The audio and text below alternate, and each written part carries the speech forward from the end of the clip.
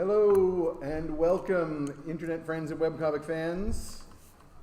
Now we can return to change settings, so bear with me as I have to do computer things before we get into... This game's sponsored by BenQ. Thank you, BenQ, for all that you have provided for us. Thank you for the sub, BenQ. Yes. We appreciate all of the 1080p's that you gave us for this show. And For everybody who's watching this later on the camera, there's an entire screen of art that you can't see, and we're going to be making lots of in-jokes at your expense and exclusion. Yes, like, look at that one. That's like That's a great one. That's This the is biggest amazing. piece I've ever seen, actually. This artwork is amazing. That's so spicy. I don't know how we're showing it in a 14-plus room. I know. Yeah. Also, like, how do we make the jokes about the people that are watching this later without knowing who they are? Oh, man. That's That's true. We Yeah. really got you there. We Yeah, got you there. yeah. You've been owned. I'm gonna say this a lot. Pronounced pone. I'm gonna say this a lot, but in the interest of time, In the interest of time. I'm going to interrupt my players, as I'm going to have to do frequently, but I will try to let them ramble and be funny as much as possible. So, as I said, hello, internet friends and webcomic fans. Welcome to the first ever Trash Heroes Live from Gen Con. We're going to try and do this on the regular. So, if everybody had a good time, let people know. We'll do it again next year.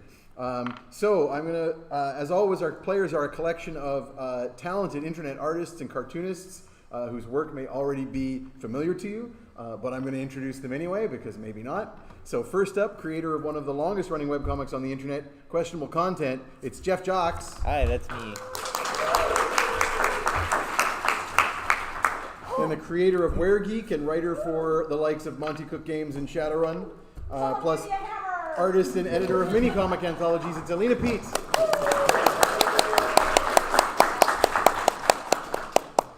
Next we have the indigenous digital artist, cartoonist, performer, and Twitch streamer at Two Spirit Trickster, Raven John.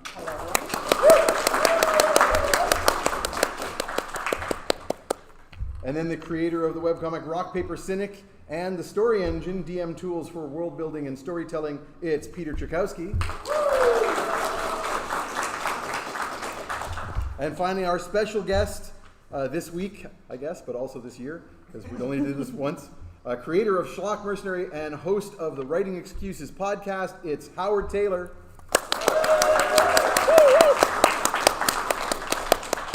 And sending his apologies is Randy Milholland, the artist of Something Positive and Popeye, who had to cancel at the last minute, but he wanted us to say he really wanted to be here. Yeah, he got eaten by a big worm out in the desert. Yeah, that's what I heard. Yeah. In Roswell, New Mexico, it was aliens. Oh my god, they're playing the footage! I can't believe they captured so much blood. Why aren't they helping? Why Why aren't aren't they filming helping it? him? We're showing footage of Randy Milholland being consumed by sandworms. Great ass on that Milholland, though, I gotta say. I don't know how people just like film things and don't help out and like put the phone down. Yeah. So I've got a screen of links here for you where you can find all of our different artists' websites, as well as the Trash Heroes stream and the Discord community. And I'll pause here if anyone wants to take a photo of this. Oh, you used my later. normal URL and not one of my many, many horrible ones. I didn't know which one to pick. I had to go with the Could have used default. dildo.pizza or ass.golf or Butt.church. dick.zone. For those who are unfamiliar with the stream, there's an in-joke where I keep naming NPCs after questionable content URLs. I can't wait until we get to meet the character Fart Computer. That's gonna be I have one for that. nice. I thought our computer was just what I Good old Butch Herc Yeah. with two T's. So as we play, as always, I'm going to encourage our artists, if you so choose, to do some doodling. And if you got your phones, feel free to post your doodles on the community Discord so that you and the audience, if you want to sign up for the community Discord, you can check out the artwork live as it happens here in the game. And I'll try and have the Discord open so I can pull things up depending on how technology treats me. Okay, so now that you know the players, let's meet the characters. I, of course, am the Dungeon Biologist, and I will be your host for the evening, running this game full of vermin. So first up, it's the Keeper of the Vermin, Protector of the Trash Heap. It's Fetid. Fetid is the folk hero to the Quaggles. Quaggle, of course, being a term that big folk use to denigrate the small creatures that live in the sewers, like goblins and kobolds. and ratkin and down on their luck halflings, and the Quaggles have reclaimed this term. I'm a little trash guy. And now I have to actually get to my thing and advance it, so I'm going to have to jump back and forth. I look like a lizard that fell in a sewer and decided he liked it down there. Also, that's not his original color. We all know he's orange. Yes. Under Yeah. all of We have that. determined in game that he is tangerine, Yeah. in fact, which was randomized when he got a bath. Somehow, as a reptile, he like sheds, but he's so dirty that you don't actually see the ocean Yeah, colors. just multiple Yeah. layers of filth coming off of me. Multiple layers of filth. Speaking of filth, that's the little guy in the corner. Yeah, Oh, it's so cute. my pet trash dragon. I put this up because inevitably people ask me questions about the characters. Next up, it's the larger-than-life pit-fighting superstar, Ugna the Bone Crusher Sugartuss. It's bone crushing time! Ugna is locally famous as a pit fighter for the NPF. That's the Northlands Pit Fighting Federation to you, brother. Next, we have the Wild Magic streaming sensation, who is known as Morgan V. Satyr, also known as the Lady Nefel. Her sorceress powers stem from her fairy lineage. Like, subscribe, and anything could happen. A witch streamer. Oh. And then our sweet old grandpa, who's also accidentally an ancient warlock, Copernicus Sunshine, or Grandpa Perny, who has many descendants around the world and carries with him the haunted ashes of his dead wife, Barbarhotep, or Barb for short. Horrifying catchphrase. Do not look in the bucket. I looked in the bucket once and it made me go insane for like an entire session. It was a bad time. It was great. And finally, our special guest, he's finger-licking lawful good, Southern Fried Paladin of Redemption, Hollis Rockabilly, a paladin in the service of the Dwarf King Lothar Embergrim. I'm just happy to be here, and I'm excited to find where this adventure takes me because I've lost touch of this fine, foul group. Yeah, it's been like a for the year. last 18 months. And of course, Absent, but I had him in the scroll, so I just put him in the thing anyway. But Absent is our trickster, cleric, rogue, baker, and all-around party animal, Tromlin Dariols. But there will be things involving him that occur. So now, I will briefly recap, for those who don't know much about the game, the story so far. So hold on to your horses.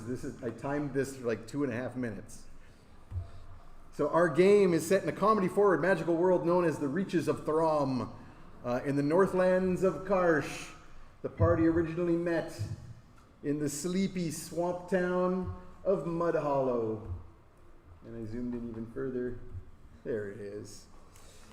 Here, our bold adventurers, finding themselves indebted to the local Thieves Guild, were forced to undertake various demeaning quests, like seeking owlbear milk, and That was a bad delivering time messages, fighting notorious banditos in the Southlands, and so forth.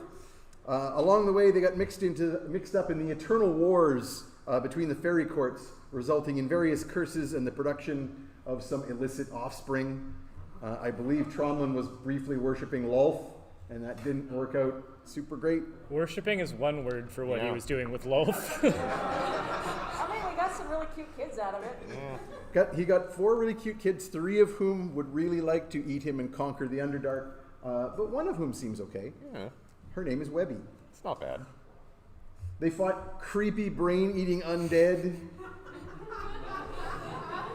in the weird city of Dwimmerdell, and there stumbled upon fragments of prophecy pointing to the end of the world. In a prophetic vision, oops, I got these out of order. There we go. In a prophetic vision, a great tower thrust out of the sea with raging storms seen in all 4 horizons.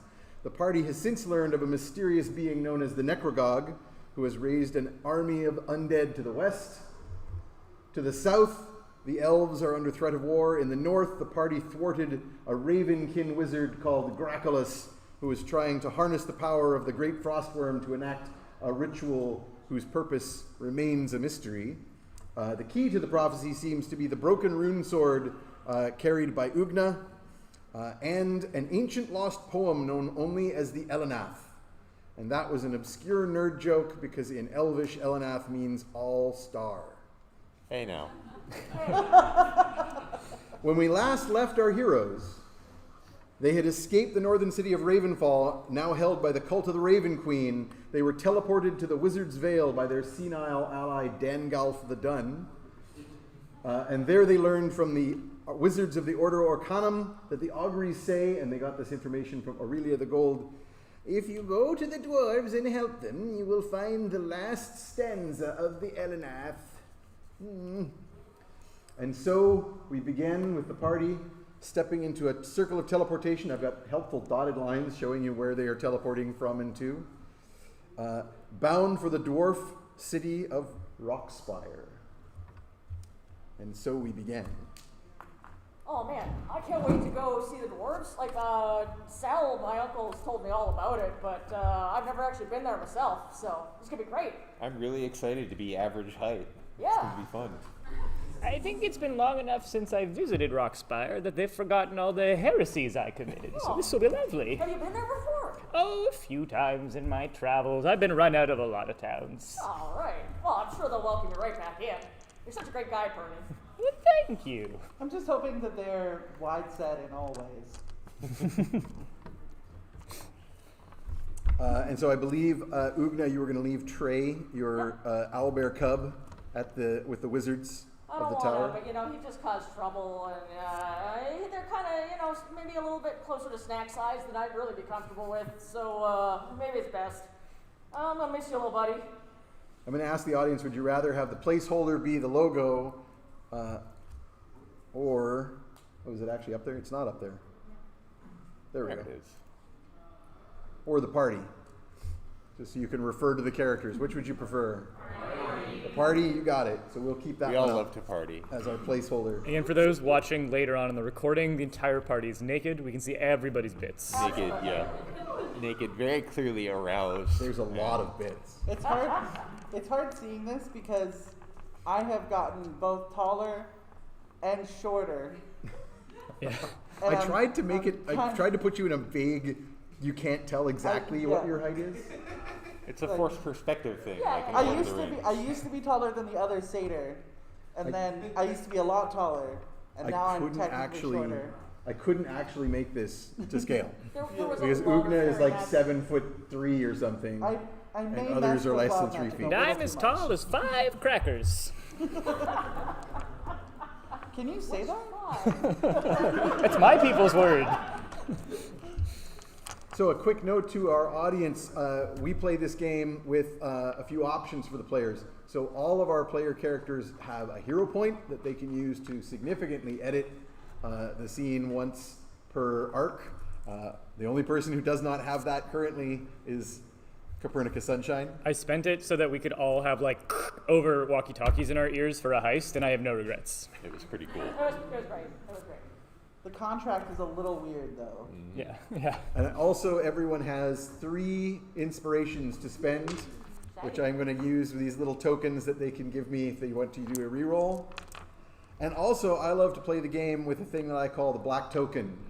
A black token is something that a player can negotiate with the DM to give me for something that happens that you want to have happen now, but then I can give it back at some point and make things that you don't want to have happen.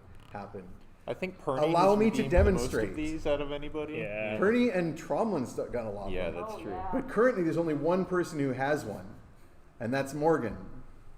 I don't like how you foreshadowed that for the not at all. audience. So I'm going to demonstrate small. by returning that black token to you now. Oh dear. Oh, cool. That's not foreshadowing, that's just shadowing. Just straight up shadowing. So as this teleportation occurs, you feel the same kind of weird magic that surrounded you when you teleported from Ravenfall to the Wizard's Vale. And you have this surrounding of swirling mist. And Morgan, that swirling mist becomes more and more familiar as you suddenly realize that you are stepping into the Feywild. Rather than the destination of the teleportation circle, which is how this normally works. Bad. Or so you've been told. You know, I like that my catchphrase is now anything could happen, but it's also a little stressful at times that anything could happen. So you find yourself in a fairy glade. You find there's glowing butterflies flying around. You can't really make out anything more than like 10, 20 feet away because of the thick, heavy mist. And there in a meadow, sitting on a standing stone, is a large fairy princess, and you immediately recognize her as your auntie.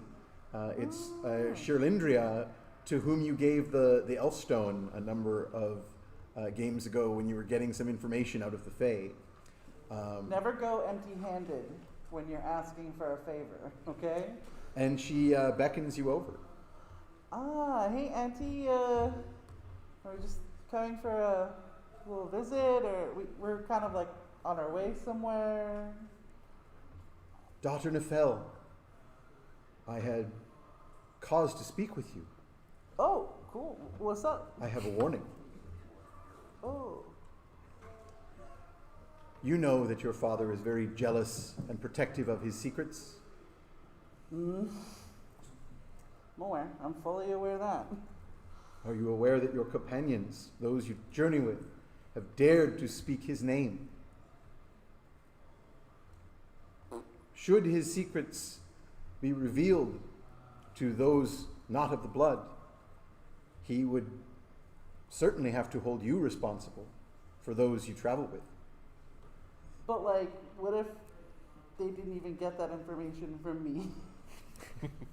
What if they were like futzing around on their own and like I was just like out with a friend I'm somewhere certain your else? father will be most reasonable.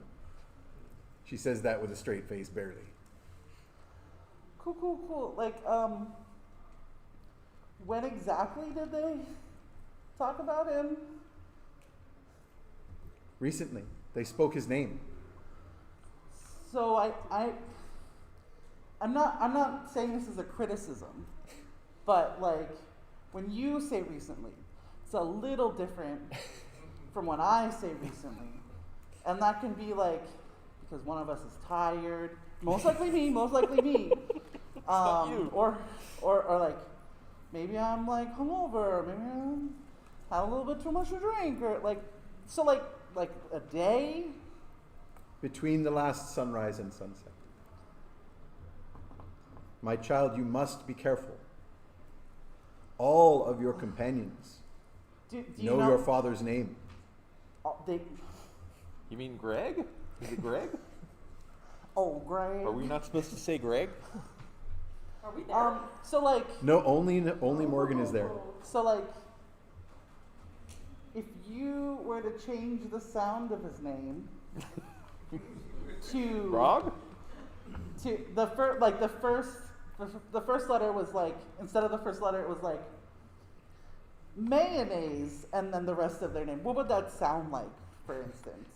So you know the name that you have been told of your father, because you will recall that the sex cult you belong to, the cult of blood sugar sex magic. Hey, it's a club where we meet.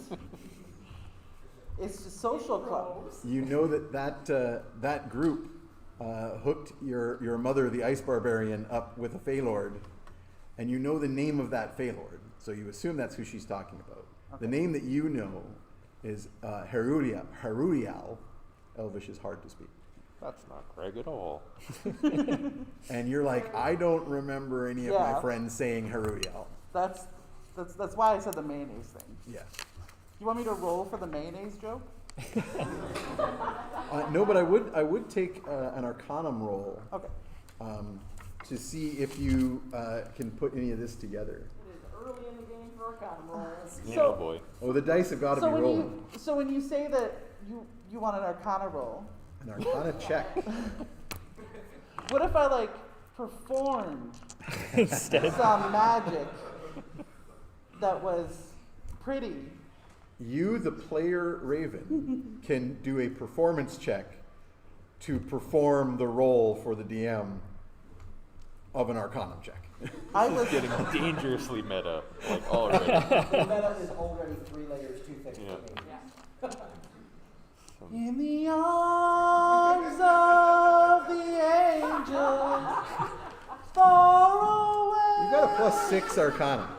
Yeah. I was literally have a just plus talking 8 about how I performance, wanna you're learn gonna be stage okay. magic, but I don't think I can do that in the next 5 minutes, so I will do the Arcana. It's a very low bar here because you actually speak Elvish. Oh my god. How low was that roll? It wasn't a 1. With your plus 6, what is it? That would be an 8. That's better than a 6. That will be insufficient.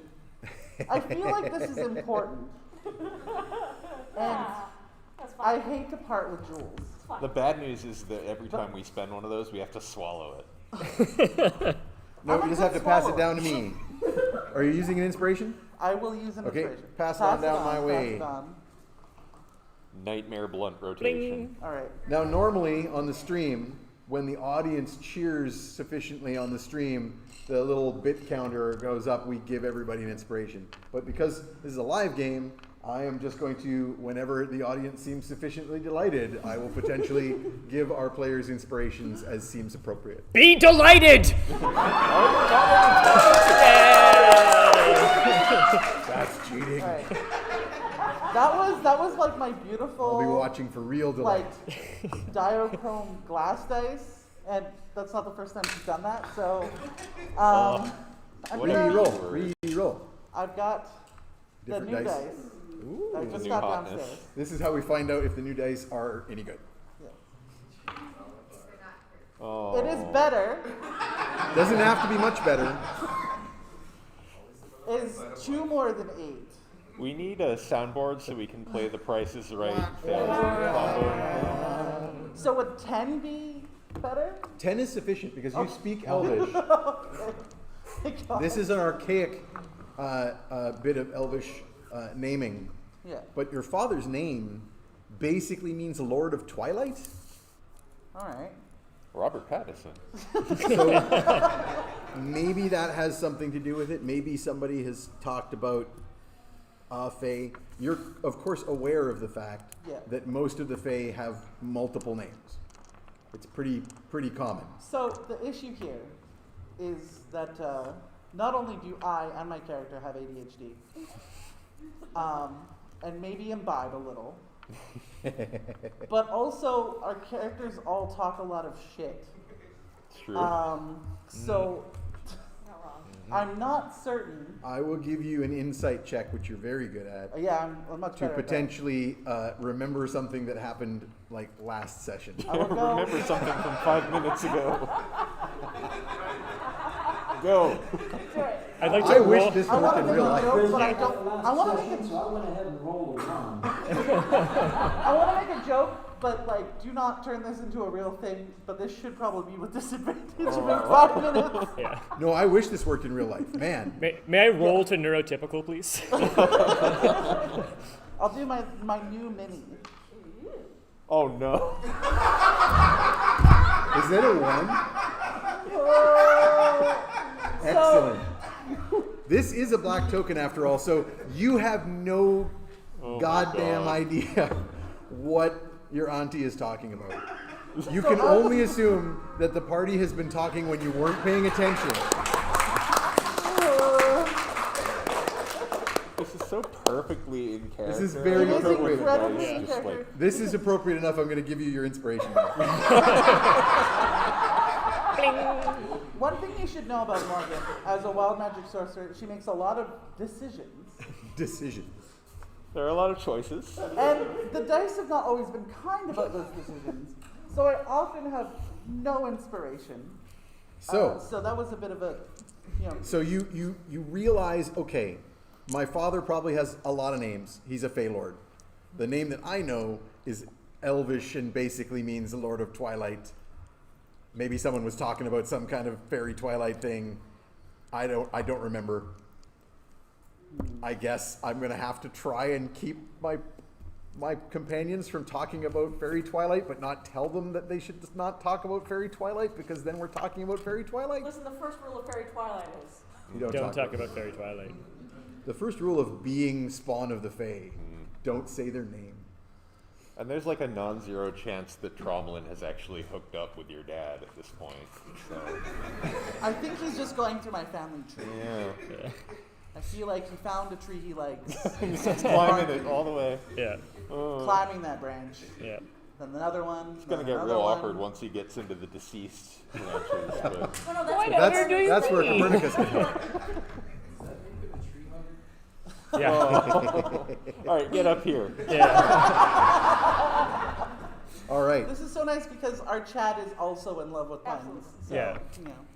So back to, in character, Shirindra says, I saw you stepping into the mists and thought I would take this opportunity to warn you. You are, of course, one of the nieces I am fond of. Translation, you gave me shit. But I would warn you, daughter of Harulia, be wary. What your companions say may reflect upon you. Which is definitely the scariest thing you've ever heard, knowing your companions. Okay, you've met Ugna. How do I get us to stop talking shit about people? About people without naming the people that you want them You, not you have to talk give us a continuous supply of other people to talk shit about. Yeah, that's true. Yeah, That's a good way to that do would it. work actually. A trail of shit talking breadcrumbs. Uh-huh. We love eating food we find on the ground. And with that, you begin to be enswirled by the mists again. I love you, Auntie! She points with her lips. This happens to me every time I get on a plane in real life. I find myself in my mom's house, and my mom is like, "You need to clean your room," and I'm like, "Mom," and then That's the pills. tragic. Okay. And you complete the stepping through of the teleportation circle. Meanwhile, Ugna and Copernicus, you also find that when you stepped into this teleportation circle, that it took longer than it normally should to pass through. And you are also being swirled about with mists, but you find yourselves completely enshrouded by mists and shadow, such that you cannot see at all beyond maybe a foot in front of your face. And that includes Copernicus's magical sight that can see through all darkness. My glaucoma seems to be progressing. Perny, are we underground? Because it seems pretty dark in here. I think we might be experiencing some kind of dimensional turbulence on our travels. May I make an Arcana roll to figure out what the hell's You going certainly on? can. I don't know what any of those words mean, Perny. Hey, 29. It is the opposite of Morgan's rolls. What?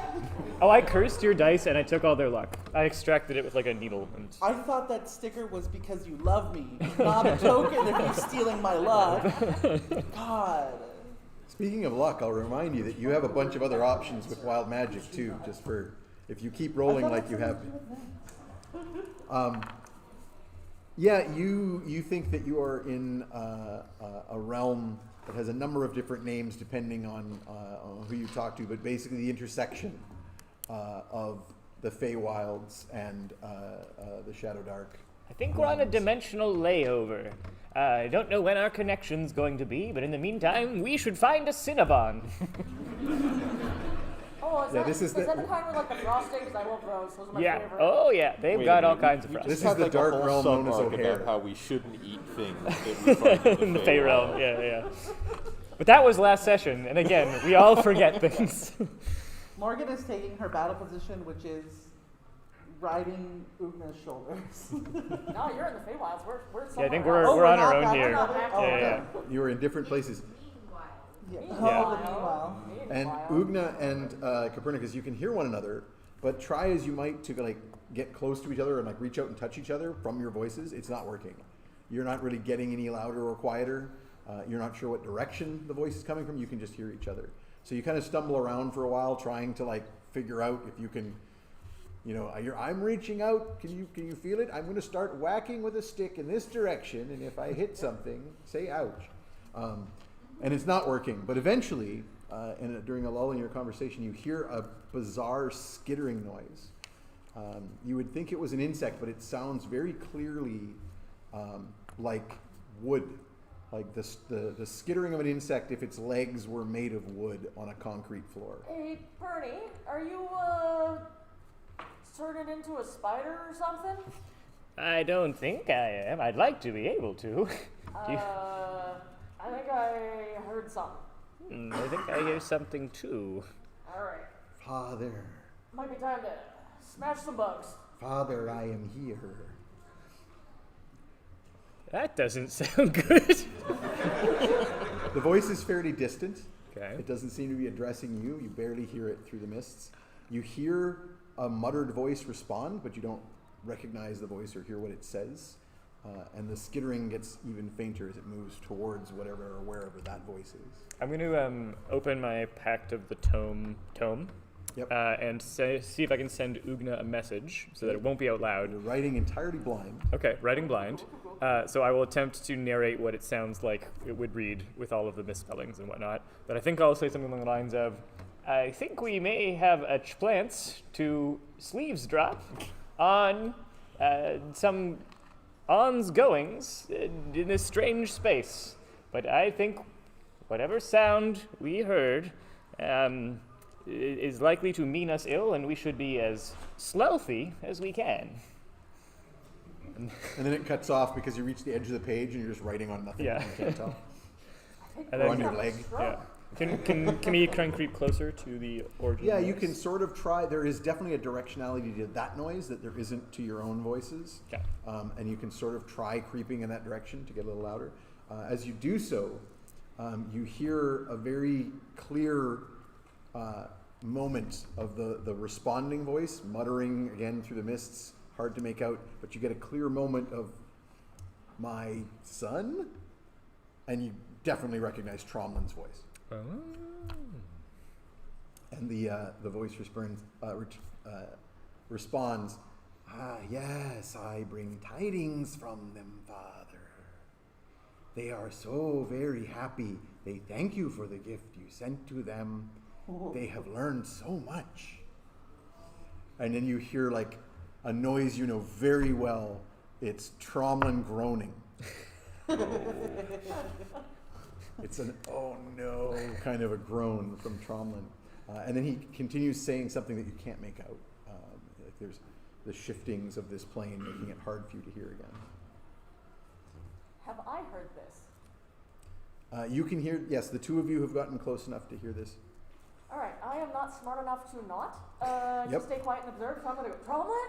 Hey, buddy, where are you? I'm right here. There's no response.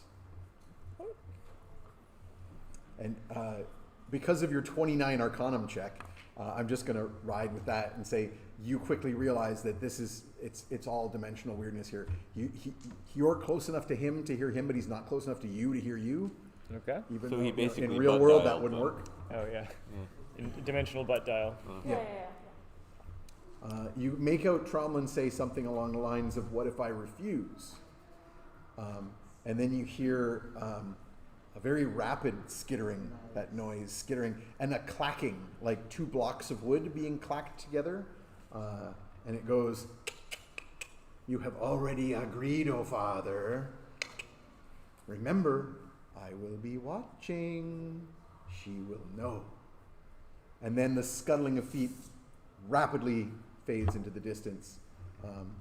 And you can't hear Tromlin or the other voice. Now, Lane, Mm-hmm.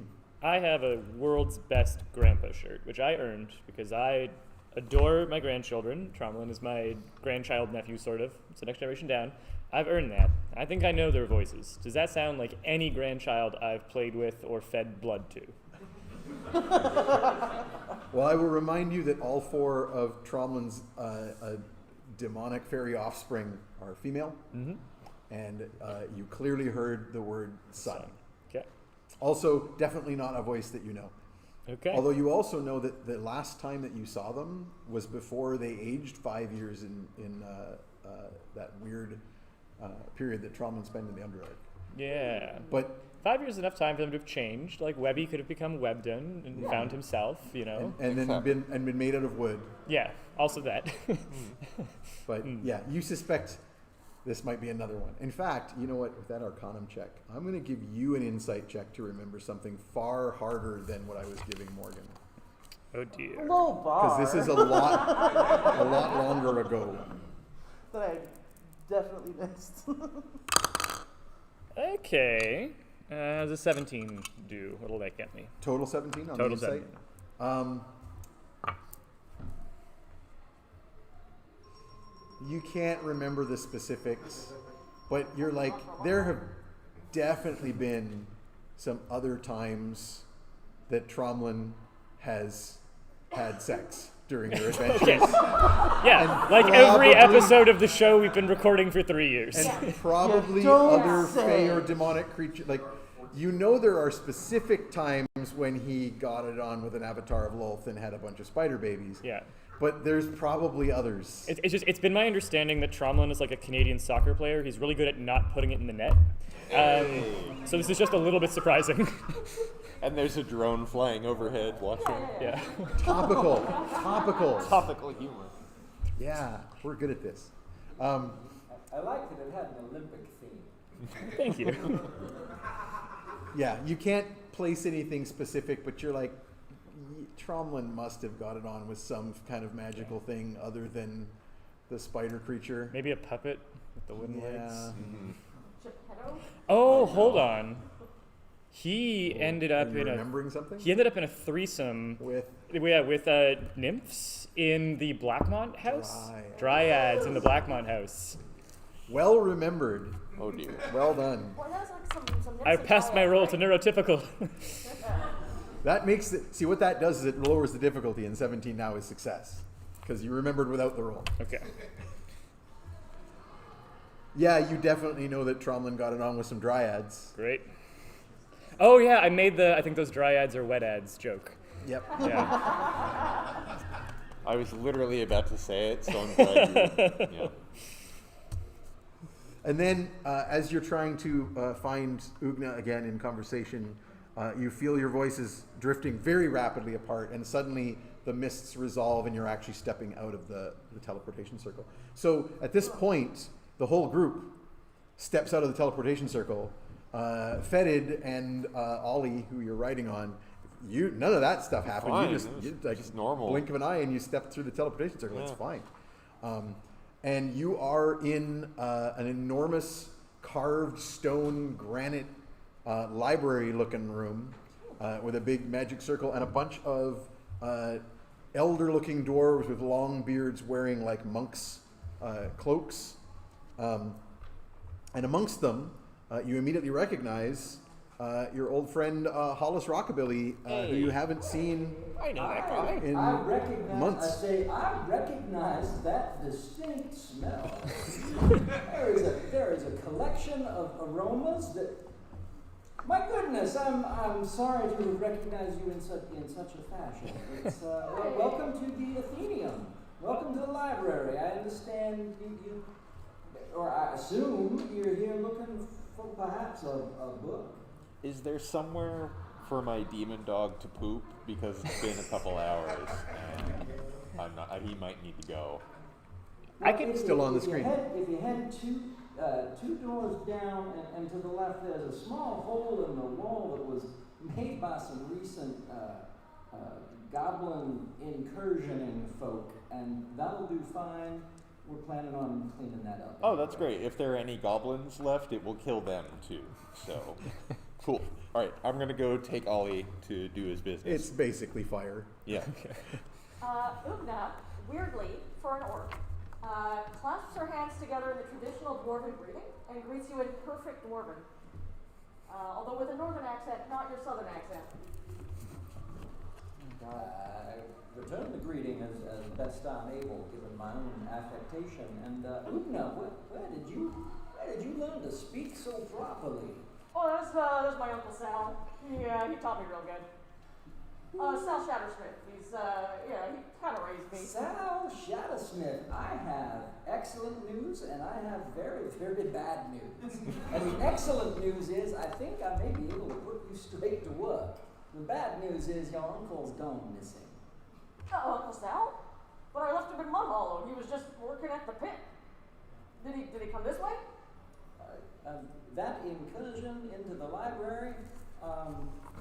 some fatalities, and there were perhaps some nappings of non-kid, perhaps abductions. We're Some not uncle entirely napping. certain where Mr. Shattersmith's gone.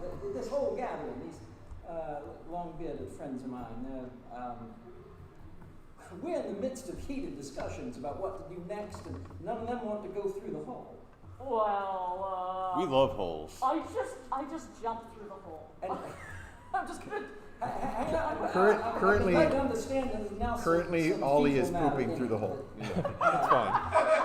You So know, the only way for you to jump through the hole is to go through Ollie, quite I literally. will turn to jump through the hole and see the dog pooping into the hole and then pause.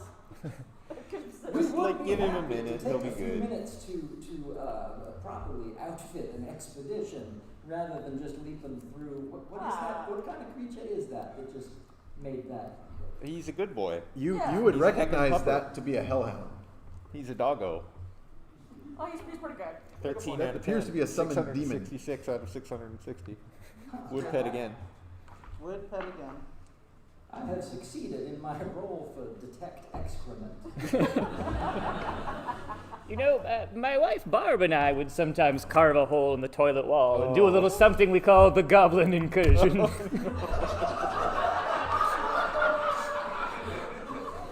That's a practice with which I am thankfully unfamiliar. I'll tell you about it after we've had a couple of those dwarven ales. The runes on Barb's bucket urn glow hot. Chat, there's a reason that I'm not invited into our club. But how long, seriously though, how long has Sal been missing? Like, is this like recent?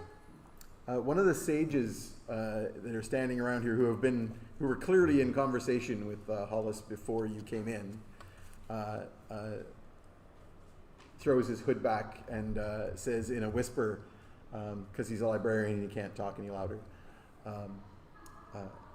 Mr. Shattersmith came here seeking information about forbidden rune magic. I said, can you speak up? I said, this is a cultural taboo, not an actual affliction. Use your outdoor voice, son. Maybe if we stepped outside of the Athenaeum. We were just trying to like pull her shirt over her hammer, and just like, nothing to see here. Covering up the runes on your Yeah. forbidden rune hammer. So Mr. Shattersmith was what? He was seeking for information on the ancient secrets of rune magic. The paladin Hollis spoke in his favor and said that any friend of Ugna Sugartusks was a friend to the dwarves, and the king granted Shattersmith access to the works here, and he was deep in his research when the incursion occurred. He looks at one of the other sages and says, "I fear there may be books missing from the collections," and a couple of the other sages who are even more librarians, so they won't speak at all. They just nod vigorously. What are the late fees in a situation like that? At this, one of the sages goes like, you can hear gold coins clinking in his pocket. Dwarven librarians are like, yeah, you do not want to return late. Okay. The library card is an iron slab that weighs 600 pounds. Yeah. It was forged in the heart of a volcano. Yeah, exactly. The book return One has of your traps. companions just confessed to overdue books. I'm pretty sure none of us can read. Shut that down. We return all books in a timely fashion. For Well, sure. Deception check. For sure, for sure. I choose to accept your lie at face value. I appreciate it. Appreciate it. But perhaps you're right. Perhaps we should provision ourselves for a journey into whatever tunnels the goblins have left. I got my hammer, I'm doing alright. That's true. I've got my fishing rod and my bucket of wife. So I got it all The angled. runes glow again. I've heard stories about this bucket. Do not look in the bucket. That is the end of every one of the stories I've heard about this bucket. Opening the bucket is like opening any random door in the hotel from The Shining. And just like, oh, that horror. Okay. At this point, one of the doors to the one of the mini doors, because the Athenaeum Great Library of the Dwarves is very central, so there are a number of tunnels that lead to it. One of the other doors bangs open, and a group of self-important-looking dwarves come strolling in. Hollis, you recognize a few merchants of House Glacius among them, but they've also got a bunch of guards and other dwarves from other houses with them as they stroll in like they own the place. And immediately a couple of the sages come hurrying over to sort of be like, what can we do for you? Why have you come? The merchants ignore them completely and come strolling up, sneering to you and a couple other dwarves that were here all along. And mentioned about a couple other dwarf cops, a couple of other deputized. Oh wait, they're dwarves cops? to the paladin. Yeah. Oh, I There's a hate paladin cops. here, dude. Yeah. Oh no. I think Yeah. that's on your character sheet. Yeah. And they kind of hurry over to sort of like head this off. None of you are ever. There seems to be some tension here. I don't know how who's. It probably goes over Ugna's head, but Yeah. everybody else can sense there's something going on. Hollis, of course, you know very much what's going on here. Can I attempt to conceal myself? Yes. Okay. Not going to do very well with concealing Ollie I'm good at it. here, And but you can, if you're willing to like let Ollie remain noticeable, you can yeah, that's hide fine. Ollie They easier. can keep looking at my dog while he's pooping. I made a roll. to try and Staring into find- the eye of Yeah. Sauron. The eye of hell. they I would call it. like to help my friend. That's a 18 without any kind of modifiers. So 18 on the die. 13 plus 5 stealth. Yeah, you're pretty good. I Yeah, you're basically hiding under Ollie yeah. That's I'm- fine. while he's pooping. That's fine. I will take every opportunity to perform for men in uniform. So I'm definitely doing a bend and snap to help with this Nice. distraction. If you would like to be distracting, I'll give you an advantage reroll on that stealth check. I love it. We see Yeah. cops and it immediately goes God. off the rails. We're like, no. Everyone act upset. normal. You don't have to roll, Morgan, but Okay. Fetid can reroll that I stealth definitely check. didn't roll a 2. I made You, an attempt to snapped hide. but did not bend. I made an attempt to hide my boots and Ah, hammer, that's and not as good. I have a total of 8. So that's going You real you well. managed to draw attention to your boots and hammer. I'm like, Okay. And what did you reroll on the It's only a 15 second Okay, roll. so First roll was better. first roll is what we go with on Minor your stealth. question, is this Derwin, is Deep Forge present, or is this? One of these merchants, you know, is a cousin of Derwin Deepforge. So not the Deepforge name, but a blood relative. The others are more distantly related, just in the same house. But they are doing the whole, yeah, we're in open revolt kind of thing. And they began making demands of the sages, saying, so the security of the Athenaeum is maybe Boys, not I so say, great. boys, this is the sort of house Glacius Asinelli with which we've been promised by your very own Lord Deepforge would not be undertaken in a place where people are literally sworn to speak in hushed tones. And how is your investigation going, Paladin of the King? It is ongoing. I have many things which I could report, but reporting them would only cast suspicion upon those who I would rather not suspect my suspicion and might malign folks like your own Lord Deepforge should some of the things that I've already learned come to light.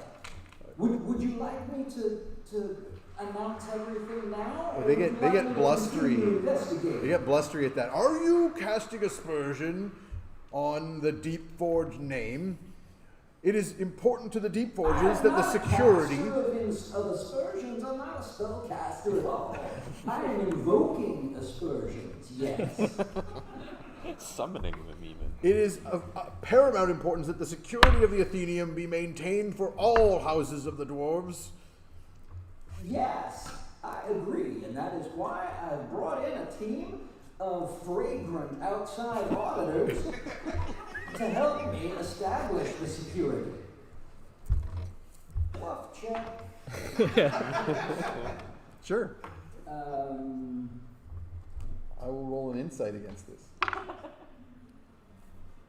it's a lowly 21. Is it a dirty 21? And it's a natural 21. I think any dice that we roll are technically good. It's Yeah, an that's true. 18, but I'm lawful good. I've only got a deception of 3. That will be sufficient. So, one of the deep forges looks like very, very suspicious, but the other merchants that are here are like very well. I'm Not crafting sure. a deerstalker hat out of blood while he's saying that we are his crack team And a big, investigators. big magnifying glass. Also opaque and made of blood. Warlock Holmes. Warlock Holmes! Oh Yes. my god. Nice. Yeah. Excellent. That's beautiful. I would give you an inspiration, but I think you're full still. Yeah, I'm full. I'm gonna give you one of mine. I promise to blow Chaos. it on something stupid. Amazing. Okay, so they very well. We will keep us apprised of the progress of this investigation by these outsiders, and with that, the entourage of these dwarves go sweeping back out, looking all pompous.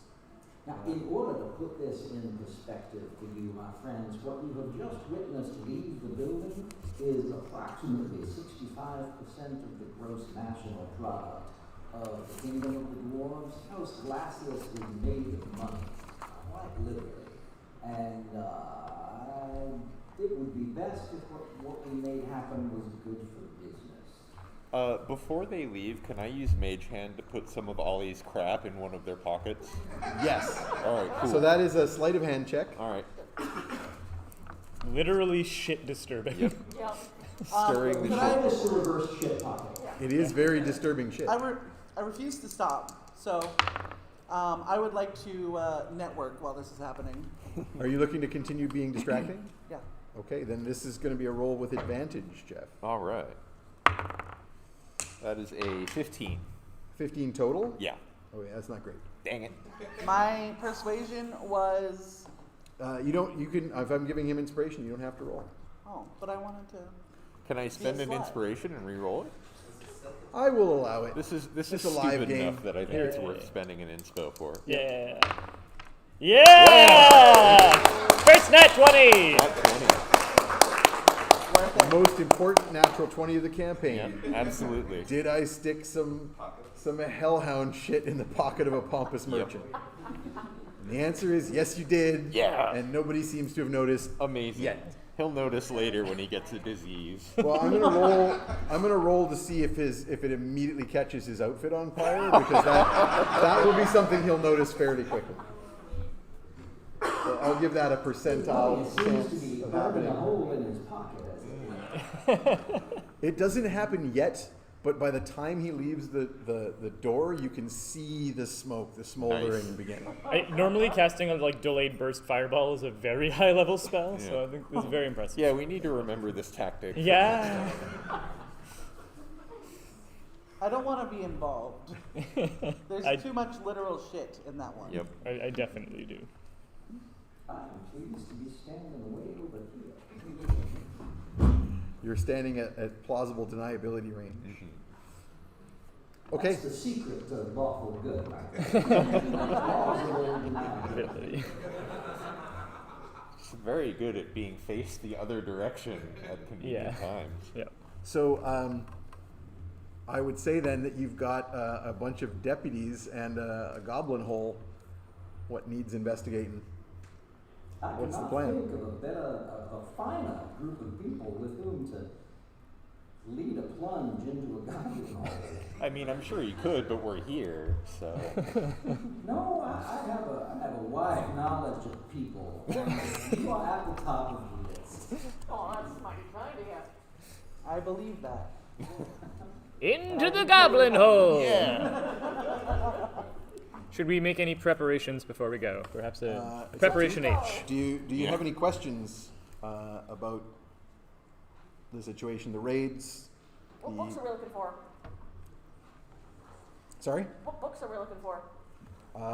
This is the first that Hollis had heard that there might be books missing, but you can Okay. certainly ask the sages. And the sages will tell you that at least 2 of the books that Mr. Shattersmith was researching have gone missing. One known to be an ancient treatise on rune magic. The other, we aren't certain why he was interested in it. So I had a natural 20 with either a +5 or a +8 on history. Might that help me understand what? Yeah, there's a bunch of stuff that's relevant here.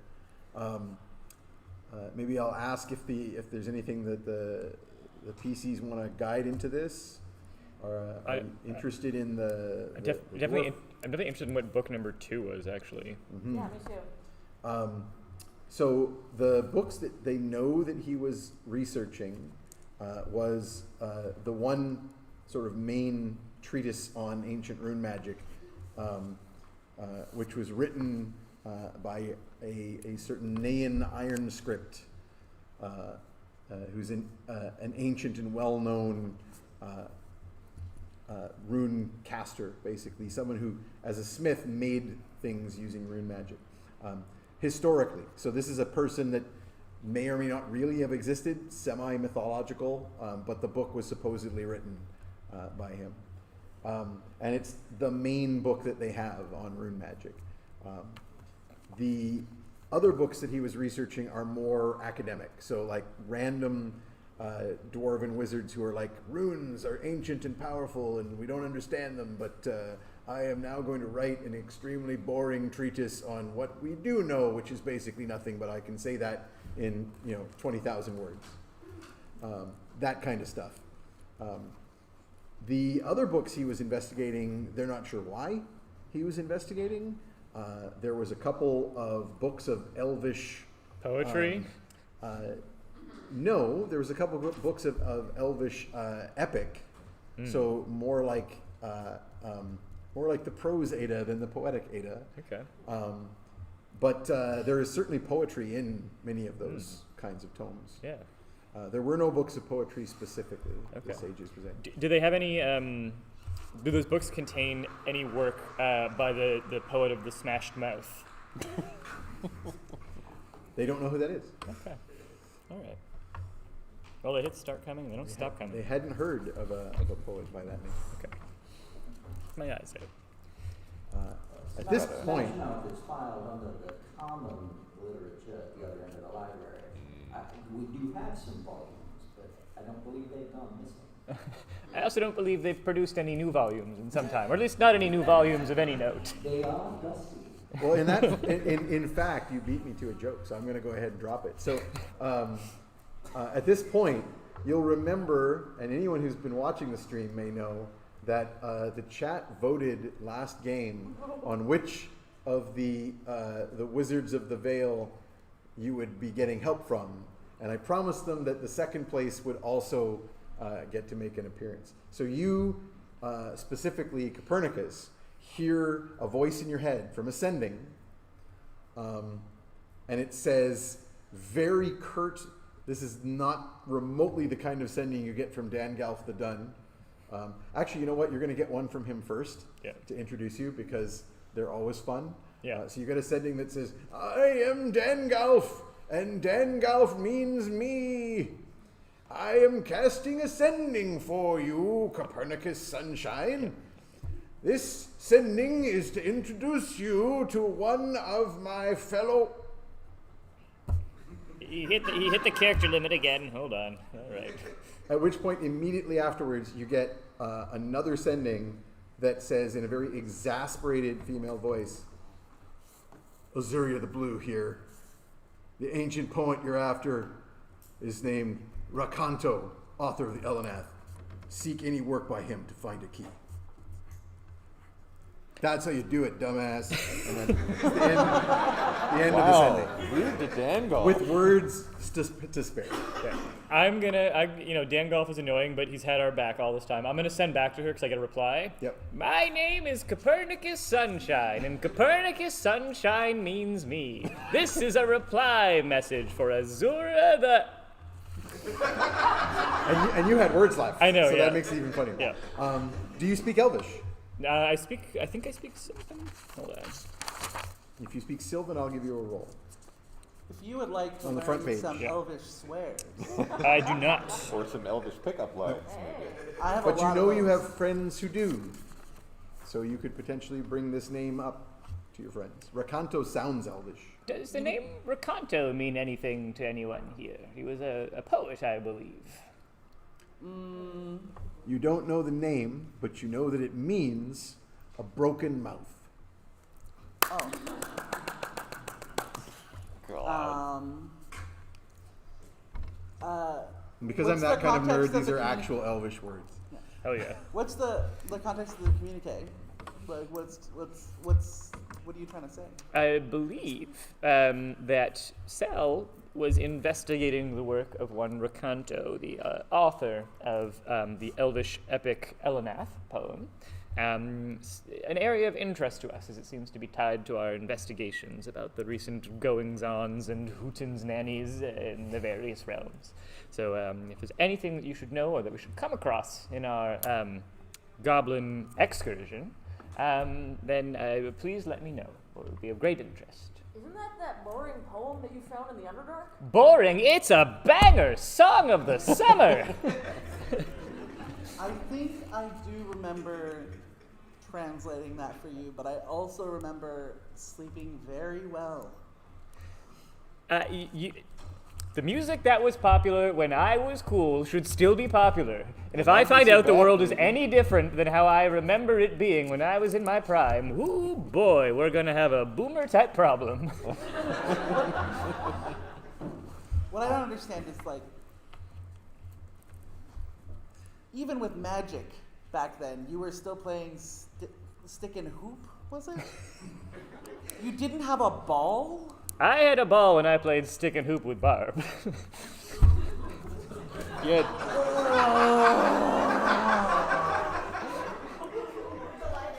Listen, I've had to sacrifice some things on some altars to achieve certain benefits. So yes, one ball. Just playing with one ball. But one ball is all you need. We should really get going into that hole. that's what Barb said. When I... Bye! I just fall backwards through the hole. Yeah. Like a 1920s newspaper cartoon, he just plots right in. Yeah. Oh, the urge to do psychic damage to you. If only for revenge. I Just- did psychic just damage throwing without rolling. I'm throwing this piece of art up there for More of no an good aura for reason. you. Oh yeah. I would like, For those who don't know, that's what are Copernicus. some, Copernicus with Morgan's mom. what are some Sylvan words I know that might help you in this situation? Oh, I don't know. You old ass bitch in Elven, and I would like to cast Vicious Mockery. PvP. We've had almost no PvP. I don't think I can hit you. I'm sure you can. Emotion. Good shot. Give it a shot. I will give it a shot. Let's see. We all Other know con dice? how this works. I don't think you need a roll. Victor, Oh. I think he has a Oh, saving saving throw. throw. Okay. What is the saving throw for vicious mockery? I believe it's wisdom, but I'm double checking. Or 45 no, wait, minutes in, it's we're going to be going charisma, I think. Let me double check. Wisdom. Wisdom, it is wisdom. Alrighty. Really took all your luck. I have not rolled below 15. That's a 19 on the die, plus 5 is a 24. Not only does it not work, he doesn't notice that you cast Vicious Mockery on him. Yeah. This is like, again, Boomer not even knowing what worded you Yeah. Out kids of use to... desperation. Oh, I'm cringe. I'll show Yeah. you cringe. Out of desperation, Lane, would you roll the green dice that I got for you for wild magic? Well, I would, except that's a percentile roll. No, Fine. for it to go off. Oh, just to see if you get it? Let's do it. It's an 18, which generally means you're good. Maybe I should have rolled if I wanted a 1. Yeah, if you want me to roll a 1, you need to let me know. Yeah, so you were rolling to determine things that you knew, and I don't remember what you rolled. I believe you were rolling for history. Is that right? Oh, yeah. Yes. How was that? How did that history roll end up, Hollis? If you don't remember. That was either Wasn't- a 25 or a 28. All right. Rolled quite well. I'm also going to ask for a history roll from the historian character here, from Copernicus. And we'll put that all together. Alright, my first bad roll, it's a 15. So your first bad roll still ends up being a 15. God. I'm very good at history. Yeah. I lived through it. I was there. Back when balls So- were invented. I saw one on the When shelf and said, I want 2 of those, please. When I had a hairline. So just a few things. Number one, Hollis, you do have a few leads that are other than just like these guys launching themselves down a poop hole.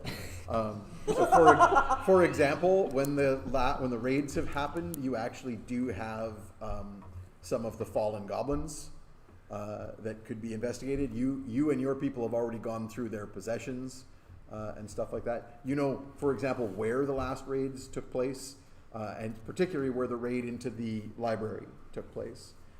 So those are things that you could show these guys if they have any kind of investigating skills worth their Now, salt. when the sage said that some of the books had gone missing, that was a surprise to me. Yeah, so the sages Now, let me hadn't take done just an a moment and inventory. Turn to that sage. You say some of the books were missing. Did they leave in the possession of goblins, or do you believe they were left in the possession of Mr. Shadowsmith? We do not know. We hadn't. We Has hadn't anybody any taken evidence. a look at the shelves to see perhaps whose hands touched them most recently? We can take you to the place where Let's the go do books that. were. And then the other thing that I'm going to give you on these rolls here, particularly from Copernicus's roll, you've heard a bit about these 7 houses of the dwarves. This talk of some problem with House Glacius being rich. You don't know a lot of the specifics. You don't remember all of the names of the 7 houses, but you know one of them are like the Lost House because they're the dwarves who went to the Underdark, and there's 6 others. Glacius is one of them. That's basically as much as you know about that. But it seems like there's some sort of unrest among the dwarf houses. Hollis may know more, but I'm not making Hollis roll for it because he Yeah. does. I'm not gonna roll for it. I've written the names down. So where are we going? What are you doing? We're checking out the spots where the books were to see if we can find fingerprints or like that. Okay. So the sages will take you to a part of the library that is currently like cut off and cordoned off with ropes and boarded up, because you can quickly see as you pass through there is a rough tunnel that somebody recently has tunneled into this area and then broken down the stone block walls of the granite room. This area is like a research area. It's like a series of alcoves with little stone benches and chairs where someone in the library could be taking books and poring through them and learning things. And the sages tell you, this is where Mr. Shattersmith was doing his work. And over there, and he points to the hole in the wall, is where the latest incursion of the goblins and their allies broke into the library. We had no shelves here. We did not think to look into inventory to see if anything was missing until this morning. And the shelves in the rest of the library were unmolested.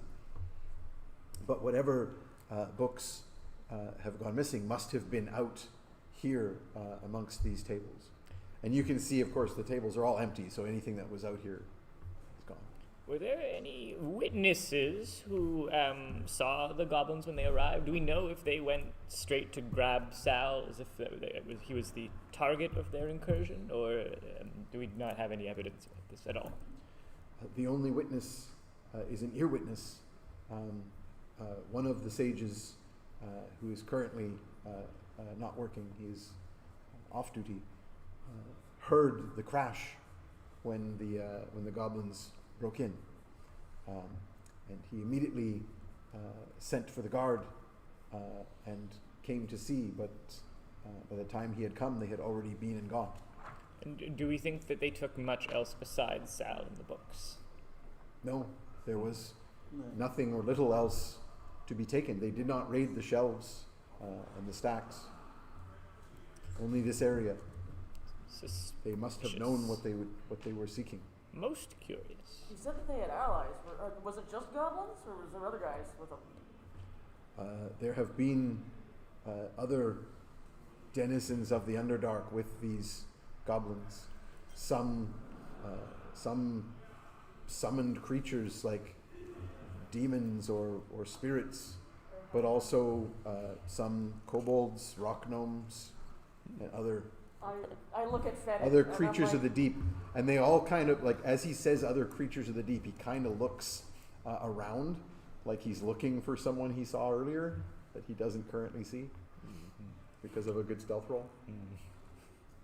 I want to pop out of stealth and ask, do you have any articles of clothing or items that our missing dwarf friend may have been holding on to recently that would have his scent on them? He jumps back, like almost somewhat disgusted, but more fearful.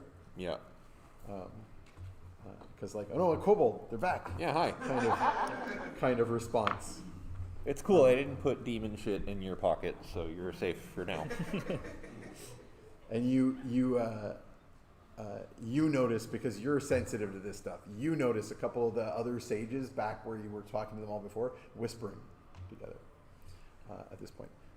Nobody else notices that, but the one you're talking to kind of looks to you and to Hollis and says, "We know where Mr. Shattersmith was staying. We had rooms for him near."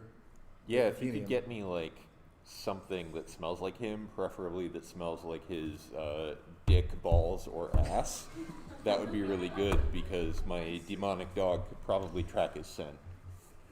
He like. You realize, my short friend, that you can just say undergarments.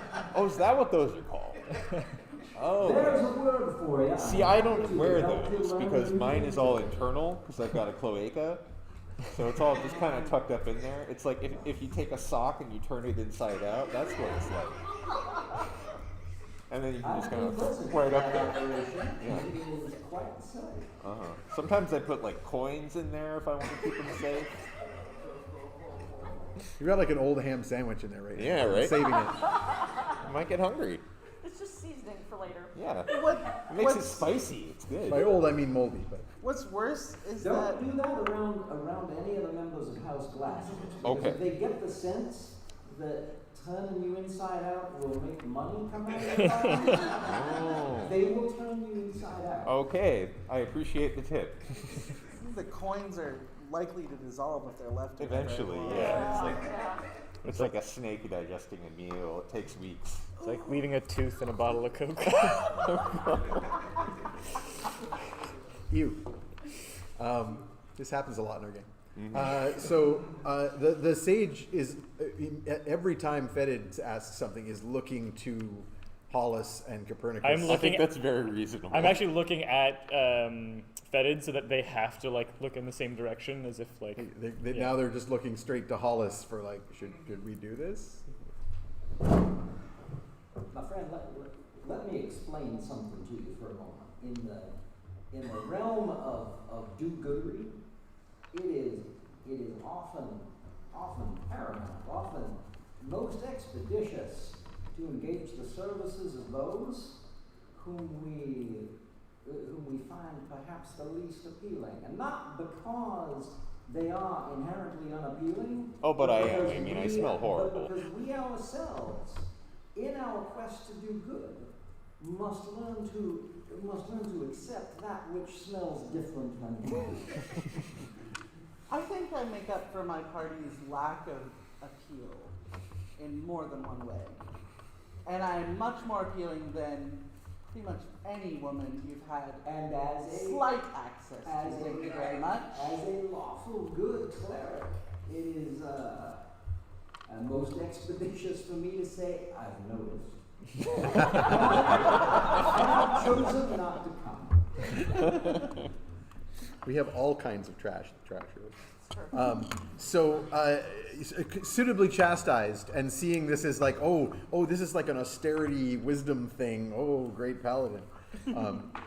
He will kind of hurry off and say, yes, I will bring Mr. Shadowsmith's belongings. And don't forget the dick balls and ass part.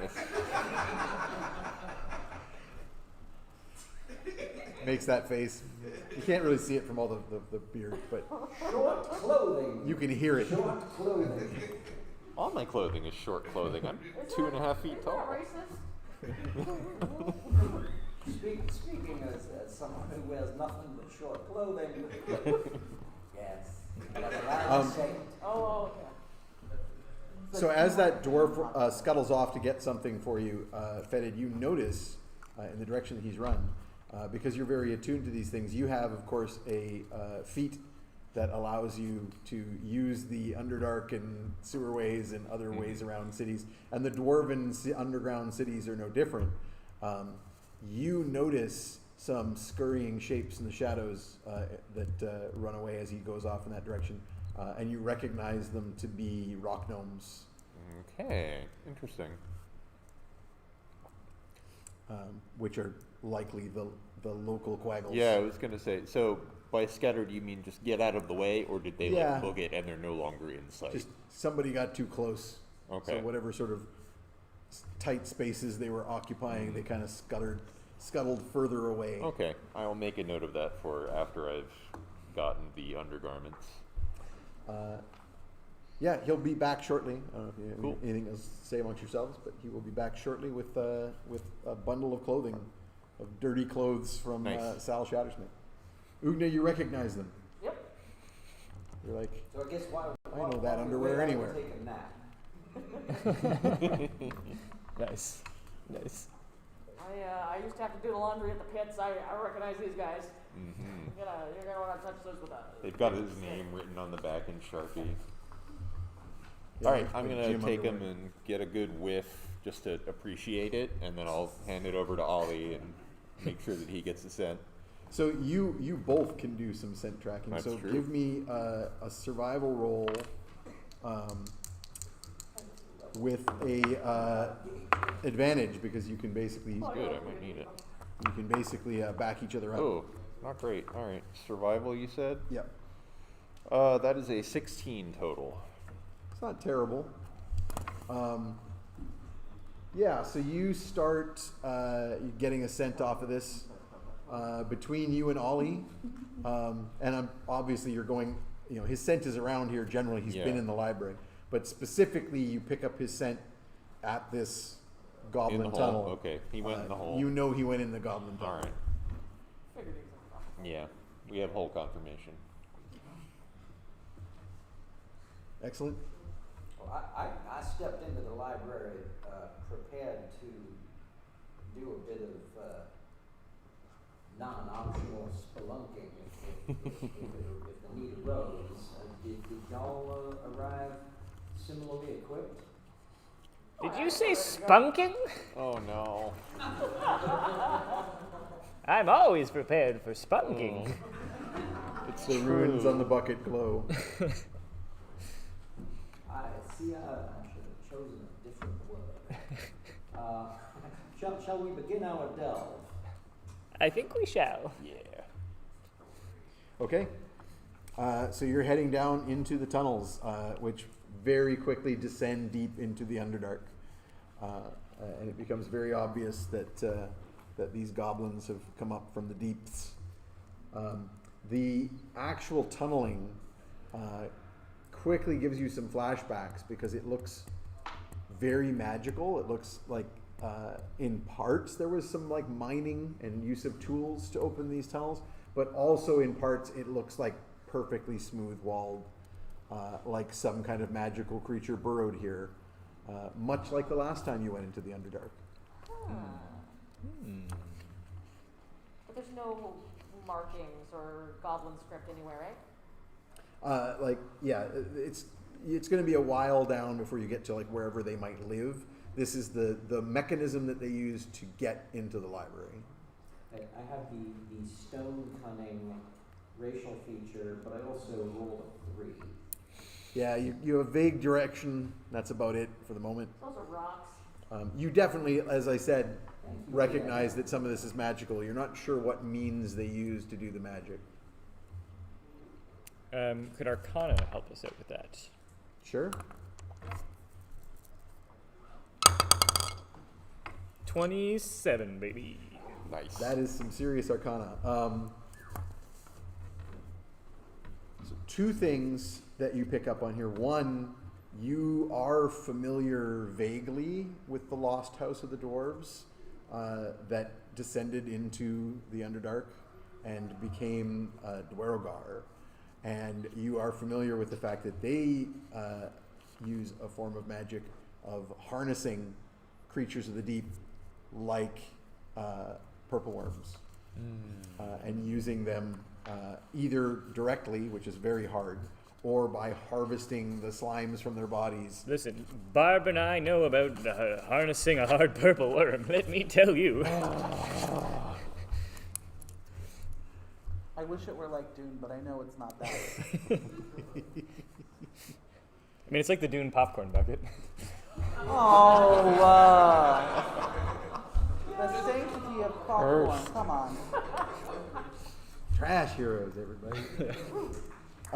So yeah, you're pretty sure that there is dark magic of the Underdark being used here, not just a bunch of angry goblins with picks. Okay. This does look like the magic of the deep Underdark, perhaps even the Dwerogar. Whatever prompted this incursion, there may be more forces at work than we first suspected. I will take This some. concerns me, and if I can give you just a patch of background here, the political machinations going on amid the Dwarven Kingdom, I have my suspicions that Glacius, or maybe some of the other houses, might have been funding some of these incursions in order to make the current king, Lothar Embergrim, look weak. Thus far, the incursions are in fact making him look weak, and he's pressured me to make him look less weak because that's the way kings are. And yeah, so maybe it's Dwerogar, I don't know. Well, I think that the deeper we go, the more clues we will find. Doesn't seem pretty honorable to, get the enemies of the dwarves to come in and bash holes in your kingdom. Mm-hmm. Hence my involvement. Huh. So we need proof or something? Or heads. Oh, I like the ballot ladder. I can do that. I mean, in these sorts of circumstances, that's typically the only proof you're able to bring home. Well, then I think downward and deeper. Mm-hmm. The way I like it. I would like. Knowledge metagaming, we're certainly not going out of the hole. Yeah, yeah. Not yet, anyway. Hopefully, eventually. Oh, so you're making a knowledge metagaming roll? Is that- I threw a 17. That'll do. So back to the medal. That was a player roll, not a character roll. So I would like investigation or perception rolls, whichever you prefer, from everybody, as you descend into the Underdarks. Scared to roll now. Can we overcome? Ooh, 19. Nice. I The most overcome observant often. you've ever been. Wow, a 1. You can have it. Perception of have it. 9 and investigation of 20. Dirty 20 investigation. Dirty 20, dirty 20. Now, Can I roll separately for Ollie since he's snoofing around, or am what I tied will to do my is roll? I'll give you, since you're using scent here, I will give you inspiration on the roll Okay. because you've got, or not inspiration, but advantage. Okay. Because you've got Ollie helping you, so go ahead and re-roll your 1. That is quite a bit better. That is a 17 plus perception, which I'm good at. That's a 24. So that one really matters because if you had been stuck with the 1, that would have been a losing the scent Yeah. situation. No, thank you. Morgan, That does not seem like the sort of stench. this doesn't seem good. It's a 9. That's not terrible. It's not the worst. You notice that it's dark here and you don't like it. It's very reasonable. This Underdark is awful. Ugna, you're actually kind of at home a bit. You've gone to a few dwarven strongholds with Sal over the years, so it's kind of homey.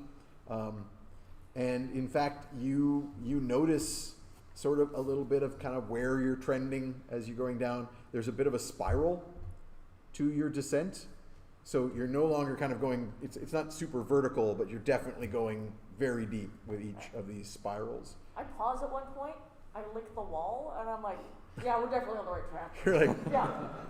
yep, purple Yep. worms. Is it good? Should I sample some? Oh, I mean, it can't hurt, right? Sweet, cool. I think maybe it can.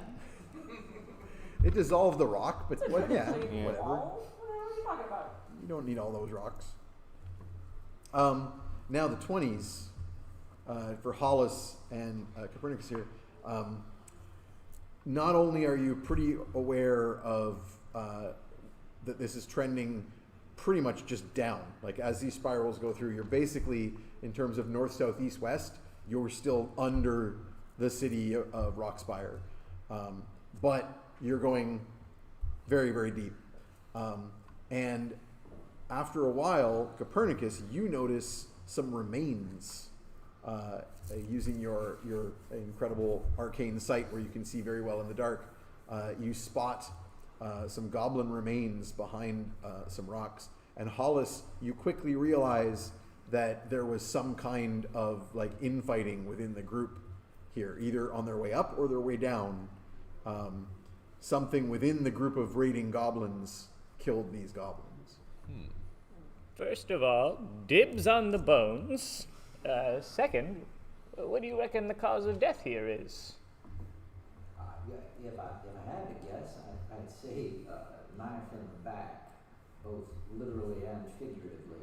They appear to have been fighting one against another. You can see this wound was clearly made with a goblin weapon, and it's in a goblin.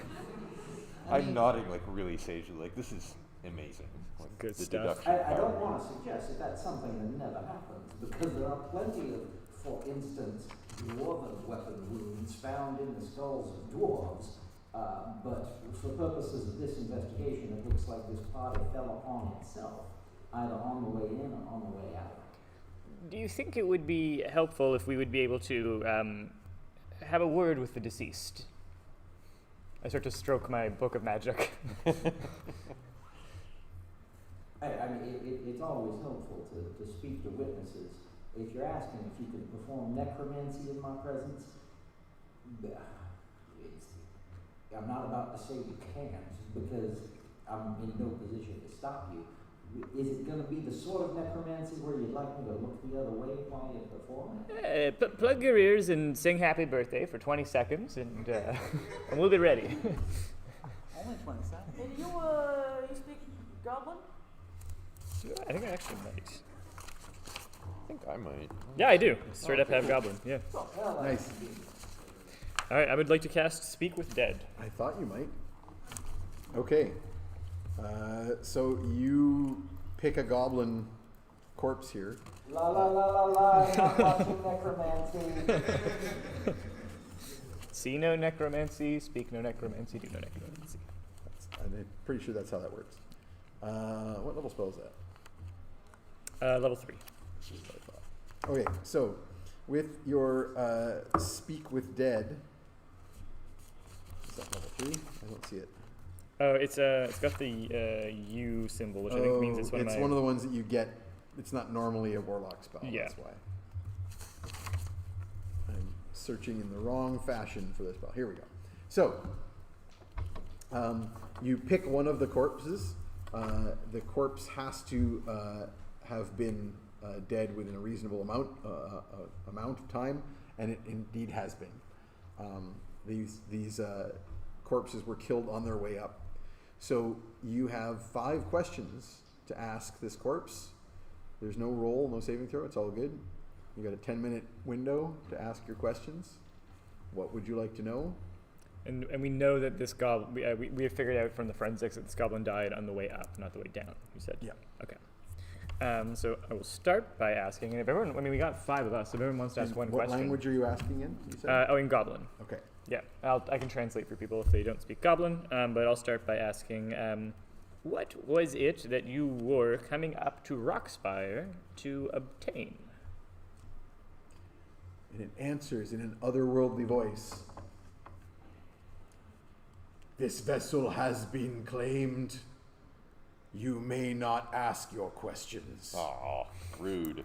And as it says that, its eyes go completely black, and it lunges and tries to bite you. And it is now animated, like some sort of zombie or ghoul. You can, in fact, roll initiative. It is Ugna time. It is initiative time.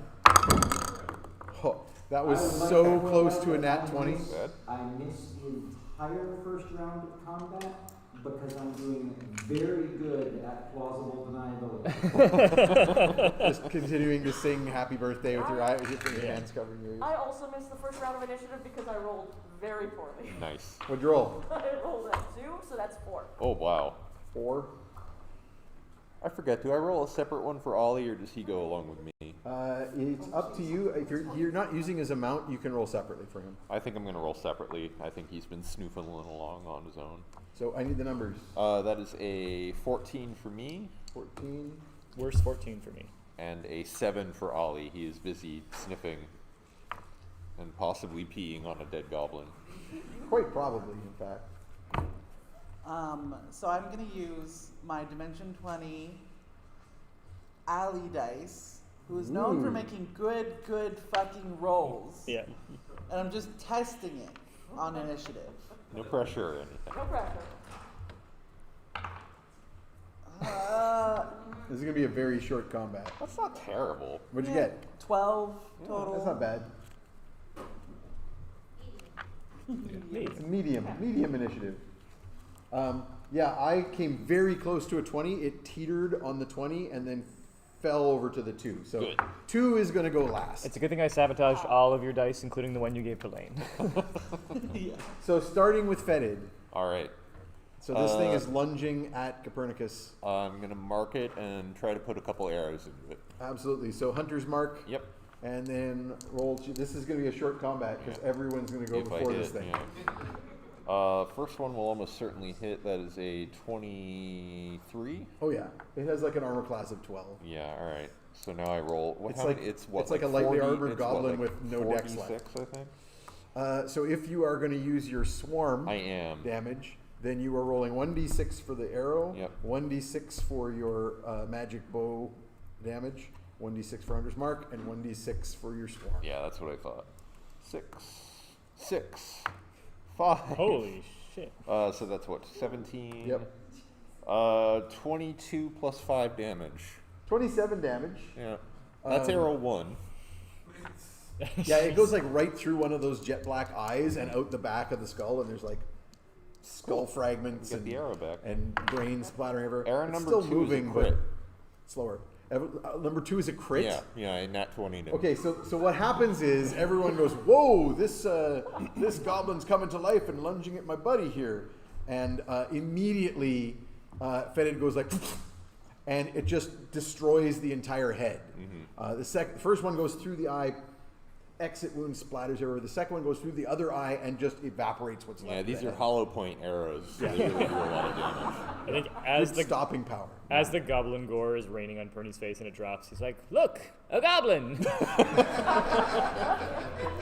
Get him! That was.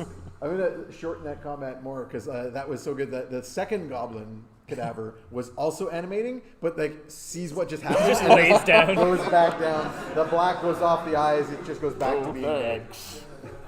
Fuck Or he's that. just like It's like fuck that. standing there pouting and being like, "It's fine. I'm here to be the pretty one. I'm here to talk to people, and I don't have to talk to people right now. So, whatever." I like that you are much prettier than me and you're much better at talking. You know you're cuter. Shut up. No, I'm really not. Like, medically, Did you I- not like the answer to the first one? I very much did not. I don't know what happened there. It seems like I said dibs. Belatedly, Ugna squishes the rest of the goblin corpse. The ones that are Never be that are too sure. still dead, you just start crushing them with your hammer. Yeah. May I Just in case. May I arcana what happened there? Yes, you may indeed roll an Arcana check. Oh. I'm spending an inspiration. Ooh, that bad. I don't like getting corpse blocked. There it is, 28. 28. So,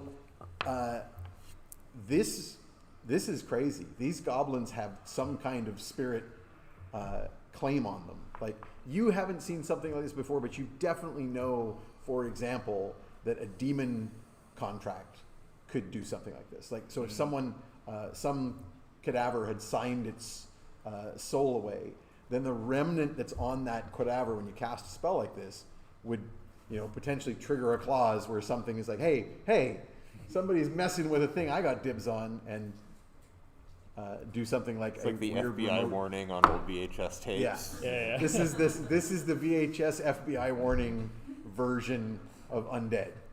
You wouldn't download a goblin. Now, let's be honest. You would want to know. I would try. I think you I'm have. gonna, because you rolled so well on that Arcana, I'm gonna add a little to that flavor. The shadows over the eyes is vaguely familiar to you, Yeah, but like something so That- distant and musty, you're just not Like old, distant, and old, musty. distant memory of some kind. You're not sure. Don't ask me what it is, but I recognize Yeah. Yeah. So you still got some cadavers. Ugna's been smashing their heads, but that doesn't actually stop you from casting Speak with Dead on them. I'm gonna try But on. Ugna doesn't. I'm gonna try on one more, but everyone stand by for squishing. All right. All Now, right. at this point, just so we're clear, my participation in this exercise has changed. I am no longer passive, ignorant, perhaps non-objecting party. I want to see what happens because you may be inadvertently, through no fault of your own, stirring up an evil about which I need to know. Yes, the evil is the other people, not me. That's right. You've got it. That is There's an the evil benefit undead I'm here, and giving it's you not today. me. Yeah. So I will use my second warlock spell slot. And cast Speak with Dead again. Yeah. The spell slots are stored in the balls. and I this- should only have one, but Requires you to make a Wisdom save immediately. oh, I'm not gonna count it. It wouldn't have counted if it was good. It only counts if it lands in the thing. All right. Oh, are you gonna? Is that your last about it. inspiration I see? If I spend this, we are raw dogging the rest of the session. How much time do I have to How long is the rest of the session? Prestidigitation works No, in you a know lot what? of different ways. All right, let's You gonna let's. take it? Yeah, no. Purdy has a long history of going a little bit insane with demon possession, needing someone to knock him out. So why should today be any different? That's why I have my hammer. Okay. Okay, sorry. So the number is 8. Oh, it's an 8. There's 3 on the die. So your eyes go completely black, as the I goblins did. immediately aim an arrow at Perny's head. And Perny turns to the rest of you and says, "You will not take possession of those things that are mine." Oh, Perny's evil again, guys. And Perny is going to cast a No spell slots left. Eldritch, or not Eldritch Blast. Chill Touch. Chill Touch. Oh, great. Let's see. You know what? It's going to be Fetid because you're the course most, it is. You're the dangerous Yeah, one at of the moment. course. Having, And Tromlin's, is Tromlin here or just disappeared during the teleportation? Tromlin never showed up. Somewhere in another dimension, he's erasing the. It has been 1 day since Perny went crazy. Yep. It's been a while since you That's tried to contact an outer plane and went insane. Yeah. Yeah, I'm going to roll for. Actually, I'm going to get you to roll. Roll to attack Fetid with your Chill Touch spell. Alrighty, it's a +9. Yep. Aye, 2 on the die. Only On the 2 on the die means you miss. Love it. So yeah, my bony hand extends from the fishing rod. And I'm just like, He's "Ew." I would You like duck. to grapple. Paladin ability here for divine sense, celestial, Yes. infernal / undead. You absolutely sense somewhat undead, but definitely infernal presence within Copernicus. And with a nat That- 20 on knowledge religion, Wow. is there a safe way to get it out without killing him? So yeah, not necessarily that you're capable of. So obviously it would be possible. Wait, roll another 20. You definitely could do something like an emissary of peace to temporarily keep it from fighting and try and get it talking. You also know that, of course, you could do the kind of damage that the possessing demon wouldn't like. So something that does something like Radiant. radiant damage, which would damage Perny, but would hopefully drive out the presence. And You I wouldn't can have to also keep heal doing damage Perny. until Perny was dead. Can So it's I? a little bit like chemotherapy. Yeah. Yeah. Yeah. Can I do a thing? More like chemotherapy. You can do a thing. Because Tromlin and I have a very well established protocol for when Grandpa Perny goes evil. Yep. I would like to grab Grandpa Perny by the scruff and just whack him on the back real hard and get out of there. Get out of there. Get. Yeah. So your No, drop normal it. protocol, Nope. the normal protocol with Tromlin involves Tromlin misty stepping behind him and hitting him with the sap. Yeah. But, I can do that What without is a killing him. hammer if not a big sap? Yeah. Oh! I wouldn't kill him if I hit him. Let me do it. But I do want to try to intimidate whatever is in there out of him. You're attempting intimidation Yes. on the demonic possession. Absolutely. Give me a roll. Let's see where that goes. It's always great when the DM makes the face that clearly communicates, like, well, I didn't expect that, but sure. I mean, this isn't from me, for once. Nope, that's worse. Uh, I mean, that's still a. Are you using your intimidation Yeah, why not? feature? Let's do that. So that's your commanding presence combat maneuver, which you can add your Battlemaster superiority die. So add a D8 to your roll. Woo. Despite that, that's still a 21. That's a total of 21. You're still that On that. a roll of 7, that's a 21. So that is not enough to intimidate a spirit to leave its possessing host, but it's certainly enough to get its attention. Good. So you're going to draw the focus of this possessing spirit, and the next chill touch is being cast at you. That's better than fetid. That's the prize you win. Before you have a lot more can, hit points. before that happens, though, everyone else can still attempt to do something in this round. So I don't know if Fetid is actually going to shoot an arrow. no, I don't actually want to blow Perny's head up. Why not? Because It sounds fun.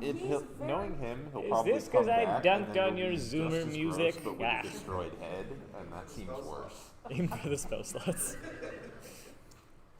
Okay, if I were to attack with a vicious mockery, could it be Could not you- to Perny? Could you viciously mock the psychic entity instead of him? I definitely think so. It's Oh, psychic possess damage. an old man. It's psychic damage. So you're going to try and do the psychic damage to the possessing entity and not to Copernicus. Yes. I'm yes. very down with this. I would like to vicious mockery, and I'm gonna go with my fancy dice, which I have to shake up because it has glitter in it. Oh, I'm making a And save, I I don't think. want to be. No, you don't have to roll anything. Oh, wait, no. It's a Oh, saving yeah. throw. That's true. Okay. Okay. Hold on. So I'm rolling that. Yep. I'm sorry. That's an 18 plus 5 is 23. No, it's not, so bitch. Aha! 3 bars. Hey! It's time for, so a silvery barbs. That makes you force a reroll here. It's a 10 plus a 5, 15. I think that's probably lower than not 12. sufficient. Yeah, 17. Hey! My Not silver. sufficient. Ooh. Or is the demon making the save? You must I'm, really. the bonus is not your bonus. I am adding the bonus to Okay. demon, but a roll was your roll. That's still not sufficient. So yeah, you successfully do your damage My vicious mockery to the psychic entity. is.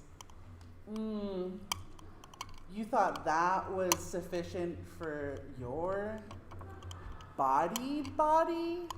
You want to be at home in that wrinkly, greasy, baggy, I've- hairy, sweaty old man? I voluntarily That's- also take the psychic damage. That's what's It home does to appear to be you? a bit of a halo effect. I'd like to quote the poet Kendrick Lamar: "Everybody want to be demon till they get chipped by a throwaway." So that's a D4 psychic damage, Alright. and disadvantage has been granted. Alright, that's just a 2. So 2 psychic damage, but also disadvantage has been granted to your foe. Pile on. Who hasn't done something yet? So Fetid is still holding an action, and I've got a Hollis. reaction coming to me that Wait, needs my- to wait for My advantage, I can give that to Perny, right? Yep, you can give Perny advantage, and hopefully he can Hopefully break he out. uses it to save. Can I mind sliver myself? That's a really good move because effectively that's now giving Perny advantage and the demon disadvantage in the next round, which could manifest in an attempt for you to break free. Can I try and self-psychically lobotomize by mind splintering myself? On the next round, we'll see if you can't do something to try and break out of this. Was anyone else going to do anything right now? I'm gonna hold. There's my nothing that I action can do needs that to doesn't wait involve for grievous Waiting amounts for of an damage. action to be taken to then do a reaction. Okay. So what's going to happen is I need a wisdom saving throw from Morgan. Okay. And you were rolling this with disadvantage because you just made contact. So roll twice and give me the lower of the two. Okay.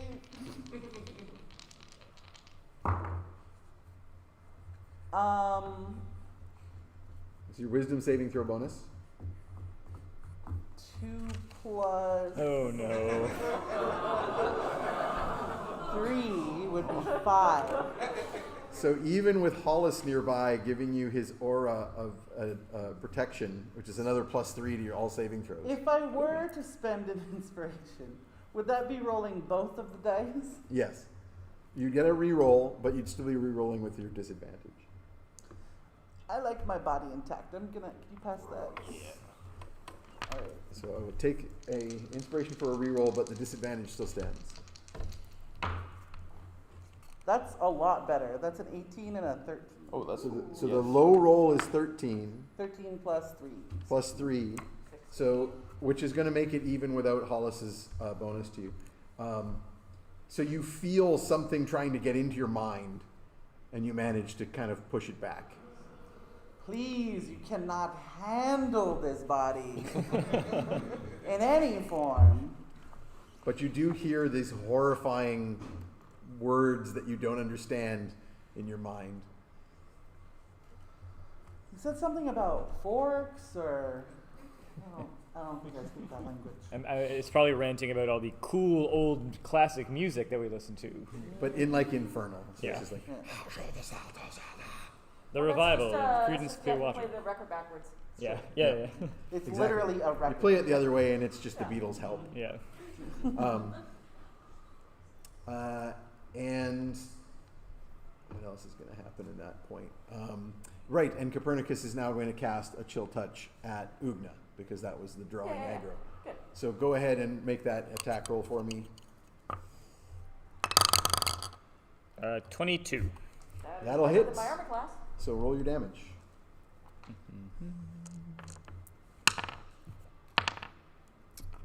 11 necrotic.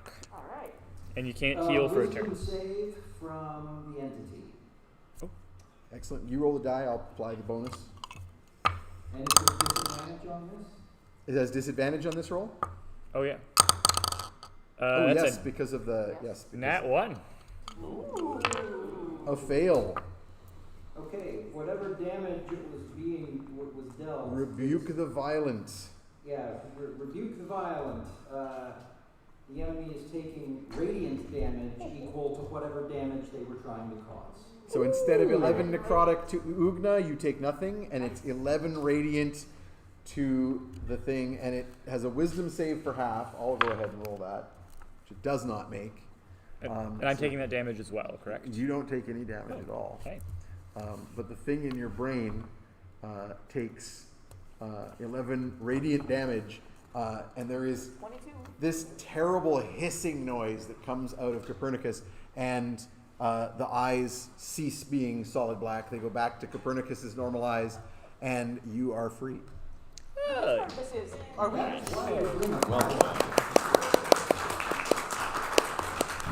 Morgan goes, Perny, snap out of it! The Slaps him. Beatles are the best band. What happened? His head fully rotates 360 degrees. That's normal. That's pretty big. Yep. And then I still got you by the scruff, and I rotate you, so I'm looking at your face, and I'm like, are you good? I was just thinking about how my generation had the best music and did all the good wars. Oh, the daddy's back. All right. Also, if you weren't here earlier, we do have the footage of Randy being swallowed by a sandworm. Oh.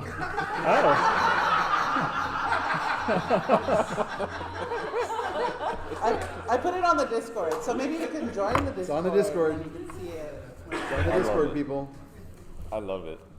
Rest in peace, Randy. Barb used to swallow my purple worm all the time. Oh, It shouldn't be purple, okay?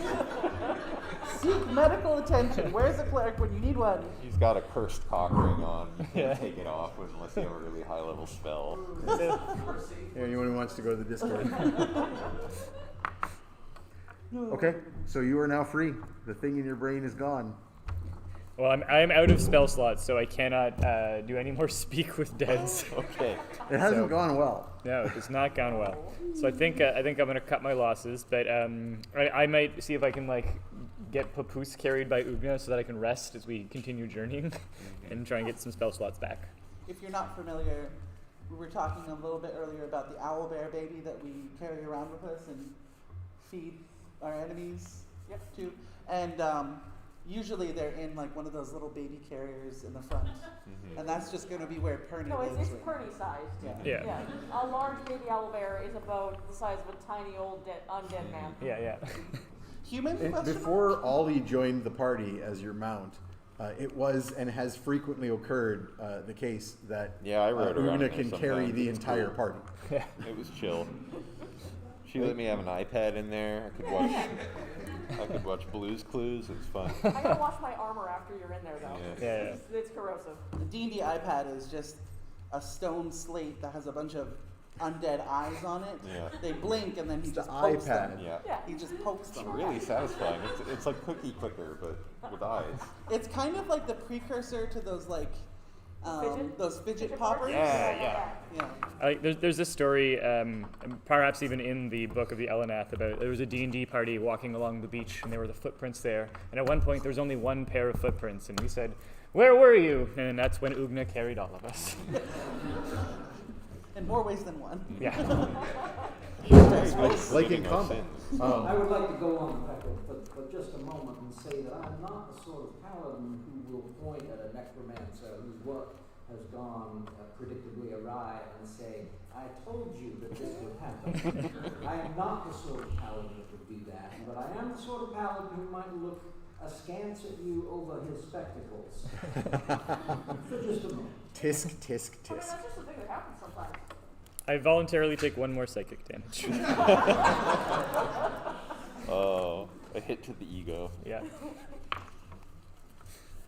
So you continue on your way down, I think so. leaving the We failed to get fallen any goblins. clues. No, you know what? You I know will- what I like, you guys. I like nicknames. I think we should definitely use nicknames for no reason. You know, like Huh. Anytime you're talking about Hey. some fey creature, Please Faye, use not Faye. Maybe like add a G at the front of the name and just be like, Good Greg. You know, Uh-huh. like The Gandalf. Yeah. Gandalf, whatever. Yeah. What you know? Yeah. Gandalf. Okay. What if we like did that? I think that'd be really cool. I'm into Can it. I It can I sounds roll fun to me. remember Yeah, the name yeah. from last session? Because I think I was the one who I remember taking notes in my Notion app about Yep. that person. So Peter made an effort. My laptop is down there, and I can't use it to look up the notes that I carefully take because I'm a good player. So I'm gonna try and roll to remember. This is a Good. player ass kissing here. Yep, go ahead. How does that Um, boot taste? Is that like a Oh, I was going right for the anus with this. Oh, this yeah. lick. So it's a 15 on the die, and then what would you like me to add? Insight. Insight. Okay, so that would be a 17. they just like kissed each other with different lips? Oh. Yeah. We make one continuous tube from my anus to your mouth. So, just so I understand here, you are recalling when Tromlin mentioned in the previous session Yeah. the name of a particular Fae important prince. fae. Yeah. Okay. So I am going to take your ass kissing roll to remember this from your notes. But I'm also going to penalize you by having you blurt it out loud right now. Great. So I'll say, you mean like Gahurliel? Sorry, which one are you looking at here? Oh, that's Original? not the name that Tromlin mentioned last time. Okay. What was So the the name? name that Morgan knows Is of that? Haruyel Yeah. is not the name that Tromlin mentioned. It was Prince Helican. Pelican. Yeah, okay. I'm just Pelican. I think you mean pelican. who he also referred to as the Lord of Gloaming. Interesting. I think you mean, May I like, open my tome to the section that's a thesaurus and see synonyms You- for twilight? You don't speak Elvish, Right. so right. you don't know Okay. what the name that Morgan. Like, although if you were to, Morgan like, didn't actually combine- say that name to you guys. No, yeah. So you don't know that. So I'll just say like Gellican. you know, like if you like shortened or like combined, like pelican works, I think, or rather doesn't work in a bad way, like in a way that fucks me over. It does. I think. For no particular reason, I like the name Pelican better. It seems I'm as making notes. I'm like, okay. Pelican. All right. If we were to like talk about, Yeah, man, I hate pelicans too. They suck. maybe don't say you fucking hate pelicans. maybe you'd be like, pelicans are pretty cool, and I wouldn't fuck with a pelican. So Morgan, now that name has been brought up by one of the other characters, that thing you were trying to remember with a failed roll a while back, it now comes flooding back to you. And when Tromlin told the party last game that he had learned that when his mother sold her firstborn, aka him, to the fairies, it was to a fae known as Prince Helican. Which means Oh, that there. your father may be the fae who holds the contract that owns Tromlin. Oh. That's awkward. Assuming that that's the name that your auntie was referring to. My father owns you. Okay. My dad owns a Saturn dealership. Yeah. Wait. turning this around for me. yeah, It's yeah. that way that I'm into this. One Saturn, slightly used. Yeah. Ooh. We can make him as mad as we want. Oh, Now, I will point out that only Morgan realizes that because no one else was privy to the conversation you had in the Feywild. so like maybe if we were to talk about pelicans, we do it in like a good way, in a way that you talk very well about someone who could fuck you or someone you love dearly over, you know, like. Absolutely. Well, that for is kind of sure. Yeah, I'm gonna roll an Totally. insight check on that. Lane, I will take it into account. Yep. the 21 insight, 22 history. Excellent. If I may, are we attempting to weasel word our way around literally naming the Fae? Because if we are, I'd like to point out that weasel wording anything in conjunction with the Fae is unlikely to work. That is absolutely an appropriate response for that insight roll. Just let me put a pin in that. Maybe this conversation needs to use inside voices, like, don't say it out loud. And you also wanted to make an insight check? I made a very poor one. You Bernie's like, are "Yeah, not sure." cluing into. So Morgan really doesn't want you to talk about that guy that Tromlin mentioned. Interesting. You have no idea why. Well, I'm gonna have You to ask. can't imagine there would be any ulterior reason for that. Well, I'm gonna have to ask her a lot of invasive questions about that to find out why. Morgan, I don't think pelicans have the right bits for that. Maybe we don't talk about their parts. It's cloacas too. It's like That's what I thought. Yeah, that's what I thought. You know, like that's not my business. I would say that's really not anywhere in the realm of things I want to know about. Are you okay? For your, like, I'm not trying to shame your body, but like, oh, it's okay. I'm not ashamed of my oh, cloaca. I know. He shows it to everyone. I gotta polish it off my armor. I'm sorry, I spent quite a bit of time indoors. What exactly is a pelican? It's a big bird. It's got like a. More importantly, Fetid, like, I'm not. I think it's wonderful and beautiful. It's just I'm shy. That's fair. So I imagine dwarves would like have terrible legends about pelicans because they would absolutely try to eat a dwarf. Yeah, it would be like that video of the pelican trying to eat the capybara. Yeah. Yeah, Where it's just like, yeah. The capybara is unfazed. yep, unfazed and unmoving. Except like dwarf children are often taken. carried away. One of the in reasons John's they don't like pictures going of up there. Pelican. Yeah, so maybe we shouldn't say pelican around the dwarves. Yeah. Yeah. or like at all, or things that rhyme with it. Right. Okay. Are you Gamorgan or are you Gorgon? Either of those rhyme with pelican. I remain confused. But what if we didn't talk shit about anybody? But we're the trash heroes. That's just our branding, okay? And that was here before me. We don't take shit, we talk shit. That's our thing.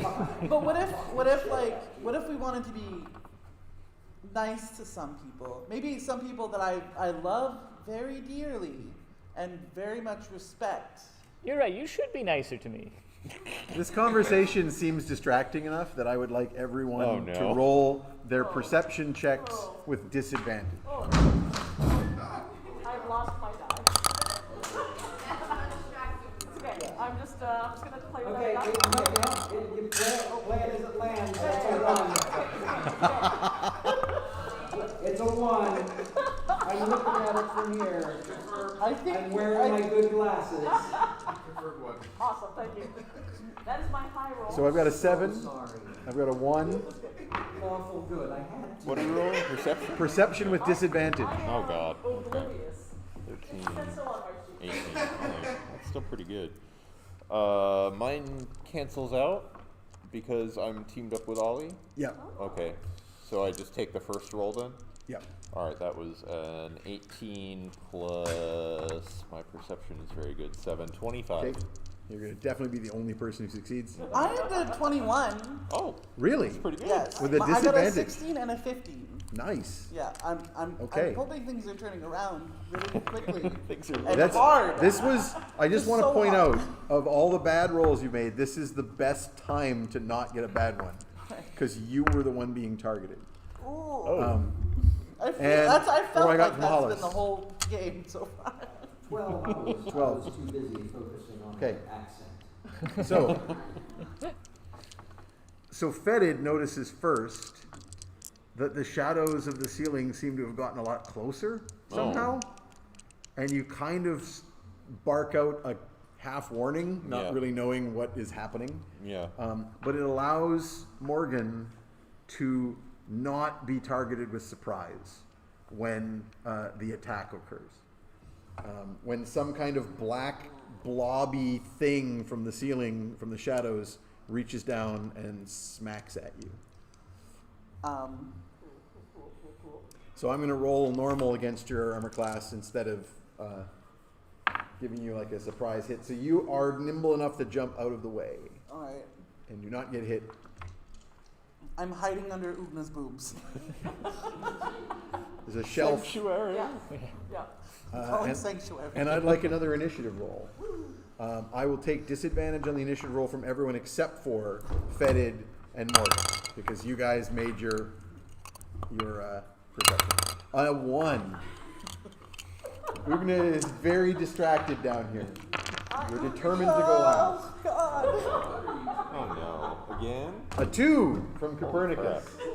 That's an 18 for me, boss. This is Is the it an- first oh, no, point it's where an this could have before this it could have been a D6 everyone was rolling with. So 18 from Fetid. So, else? so With disadvantage. Or sorry, you don't have disadvantage. Ugna's really hot. Yeah.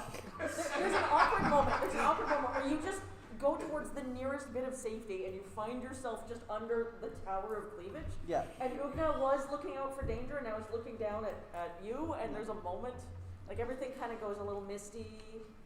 The soundtrack starts playing. Other people are getting attacked, but we're having a moment. It's not us, baby. And that's what a natural one looks like. That is exactly what a natural one looks like. That's what 2 natural Just so ones I know look what's like. your Technically +4, okay? what's your total. So just so I know your actual order, you'll be above Copernicus and Ugna, but not great. 12. That's the second best roll. We're all just stumbling in the dark, literally. Yeah. Advice, you should almost never let the paladin go first.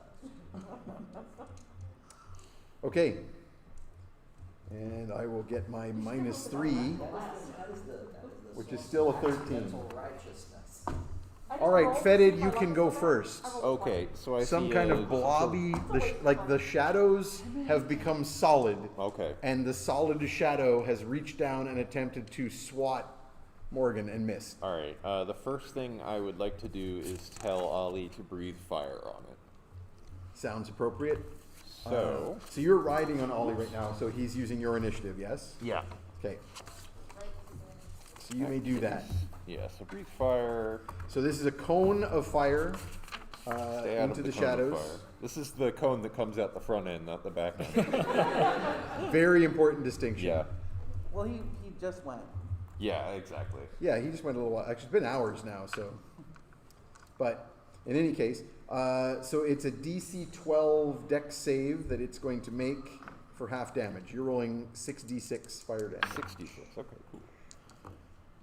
That is 6. It actually made it, so it's going to take half damage. but I'm gonna it's call still- that a 6 because I rolled the trash one. Yeah. That's 12. Yay. Holy shit. 24. Okay, that's more reasonable. 24 and 5. 29 damage. 29 damage takes half, that's 15 damage. That's plenty of fire damage. First of all, roll a d6 for me and tell me what you roll. A 4. Okay, not quite high enough for a recharge on that fire breath. Yes. But what you see is Ollie reaches his head upwards and blasts fire into the shadows, and you see the outline of some kind of goo dripping in a bunch of stalactites coming down from the ceiling, and one of those stalactites of goo has actually had just swatted at Morgan and missed. What do you want to do? when you see that I think outline it's in the arrow shadows? time. Actually, like how visible is this? I mean, it's black, but it's Yeah. up there. It's covering most of the ceiling, so you don't Okay. feel. You feel like if you closed your eyes, you'd probably still hit it, All like right, you're cool. shooting up. I don't think I need to fairy fire it for anyone else's benefit then.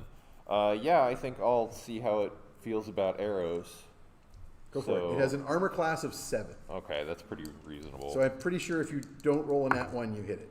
No, that is an 11, so It's that will not me probably rolling, hit. so So 6, Now, 7, 7 is 14. it does not plus- take the extra d6 damage from Oh, your does it? bow Okay. because that's a poison damage type that Okay. it's not affected by. All right, in that case, it's 3d6. So 6, 7, 6 is 13.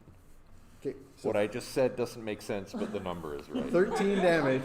Yeah, 13 damage, and you see the arrow immediately dissolve. yeah, okay, After that's it what I hits it. expected. You have a second attack. Yeah, I'm Oh, gonna. sorry. You actually have to spend an attack to get Ollie to do his fire Yeah. breath. So that was your other All attack. right, that's fine. Yeah. Next up is the black pudding, Oh, It which a black is one. going to drop from the ceiling onto y'all. Great. It is an extremely large ooze. It is Oh my not God, a it's a normal sized pelican. black pudding. I feel like I'm in a sinking ship. Dwarf's worst nightmare. So, it is going to attack with multiple pseudopods, effectively. So let's see who it hits. That's an attack at Hollis that will not hit because your armor class is insane. I've got a dirty 20, but I'm pretty sure your armor class is 22. Nice. nice. Not going to hit Ugna. Not that you have that good an armor class, but I rolled ass. Take handballs. I am going to hit Morgan. That's a 22 total. That roll would have even hit Hollis. I have a 4 plus 5 is not going to hit Fetid. No. And Copernicus, that's a 19 plus That's 5. a hit. That's going to hit you. So, the most affected by this, in fact, are the ones who got hit. How appropriate. So, you are each going to take 1d6 plus 3 bludgeoning damage. That's 5 bludgeoning damage. And 4d8 acid damage. That's a lot of d8s.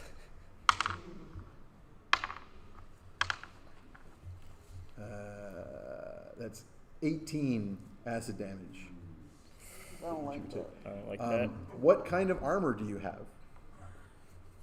You don't anymore. Used to be wearing. Do you have magical armor? That's the question. I have mage armor, but I don't think that dissolves. Yeah, mage armor will not be affected by this. Yeah, I think I'm just wearing like a scholar's traveling cloak. Yeah, you have like a cloak, but you have a mage armor item that is up, so that's not affected. Just to be clear, because I have not yet stepped into the initiative order, I can't use my reaction yet, right? I think you can. I think you can. Yes. How wise do y'all think a black pudding is? I'm not sure they have a brain, so probably pretty low. Can I turn one of those acidic bludgeonings into reverse radiance? Ooh. Yep. Who do you pick? So you're taking the damage off of one of these two and returning it. Who's but hit? both Copernicus and Morgan. I do have Based on my deep understanding of About who the probably deserves this? which of them is more likely to end up completely dissolved by this strike? Well, I mean, one of them is like practically made of dust. But the other one's much more attractive. I am very hot. A damsel in distress. I rolled a 14 on my save versus charisma, so I think I still get to choose. Yeah. If you roll the 14, you have a plus. God, what is your saving throw bonus? On charisma, your saving throw bonus is 6, not counting your plus 4 from various paladin things. You have a plus 10 for charisma saves. I think you're good. Well, explains my non-pleasantness. I'm so sorry. Let's pull it off of let's pull it off the necromancer. Aw. Okay. Aw. So you do not take that damage. It is being returned instead with a wisdom save for half. Let's see what a wisdom save looks like from a black pudding. I have no idea what their bonus is. Do they get a wisdom save Very bonus? low. Very low. Yeah, -2. Nice. Relatable. Yeah. They don't have a lot of Doesn't say if they have proficiency. If they do, that becomes a 0. So yeah, that won't make it. I rolled a 14. That's not good enough. Okay. So it will take full damage. So it's going to take, how much damage did I do to you? 18. It takes 18 Oof. radiant, Plus the bludgeoning. radiant damage. It does not take the bludgeoning The shoes on the other pseudopod now, Dungeon because it's Master. immune. No, but the bludgeoning and the acid were all part of one Yes. attack, right? Yes. So that whole damage. Oh, sorry. Yeah, that whole damage becomes. Oh, yeah, yes. you're right. That whole Yeah. damage becomes. On rare occasions. It was actually 23 paladins then. can do It was that. 5 Yeah, bludgeoning. yeah, all of that damage was radiant. Therefore, it takes all of it because it is not in any way immune to radiant damage. Yeah, it's like outlined. Hollis raises a hand, and the damage returns. You see the glowing radiant light outlining this massive blob hanging from the ceiling. Morgan, covered in disgusting things, is like, Morgan, it's Hollis, it's your turn. What did it drop to where it's within range? I'm quite Yep. sure. Yep. It basically is like the ceiling is dripping down. Who's seen the Warner Brothers sketch where Daffy Duck is being attacked by the artist? Oh yeah. Oh, yes. And there's a point there when the top of the panel becomes black goo that is falling on him. That happened. Except you're not Daffy Duck. We can only aspire to be. So what do you want to do? I want to burn a second level spell. Woo! Does a 23 hit? Yes. Oh. I don't know. It has an armor class of 7. What do you think? You hit 3 times with 1 hit. I've never been happier to get a 1 on initiative. Right, so 12 points of damage with the mace, and then I burnt a second level spell for Channel Divinity for another 8 points of damage. So total of 20 with my Mace of Smiting. Excellent. assuming the divine damage is something that It does take Well, that it cannot damage. be. It does indeed take that damage. So what was the total damage? 20. 20 damage. And it was 23. Whew. 38 may be the highest amount of damage I've done in a single round with a good character. With a good character. Yeah. Yes. Yeah. That's the. Morgan, you're up next. How close are Ugna and I to other people? You're all pretty close together because you were journeying down the tunnel together as a group. I really want a thunder step. You would definitely affect your friends. Yeah, and my cleavage. You'll be coming with me. I'm pretty sure if you get taken with a spell, your cleavage also goes. Does not get left behind. If Fetid wasn't also adjacent, and it was just Perny, I'd whisk you away in my arms, with a lot of difficulty because I have to actually kind of pull you along. I'm much bigger than you. You want to go for a different spell? Yeah, I've not fought a slime before. That is true. Vicious Mockery has been fun, but it's a small amount. Does of not do a lot of damage, correct. I don't have I usually have my spells, but my iPad is not working. You should have the sheet if you. No, like the description of the spells. Oh, I see. Thunder Wave, could I only affect the slime?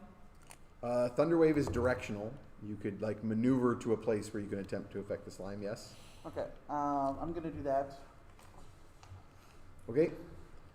I just don't know if that's a saving roll or a roll for me. For Thunder Wave, it's a saving throw. Okay. So it's basically it's a 15-foot cube originating from you, so you can move away enough from the rest of the party to choose the direction that is going to affect only the slime. And it's a Constitution save for it, and I don't think you have any roll to make. Nope. No.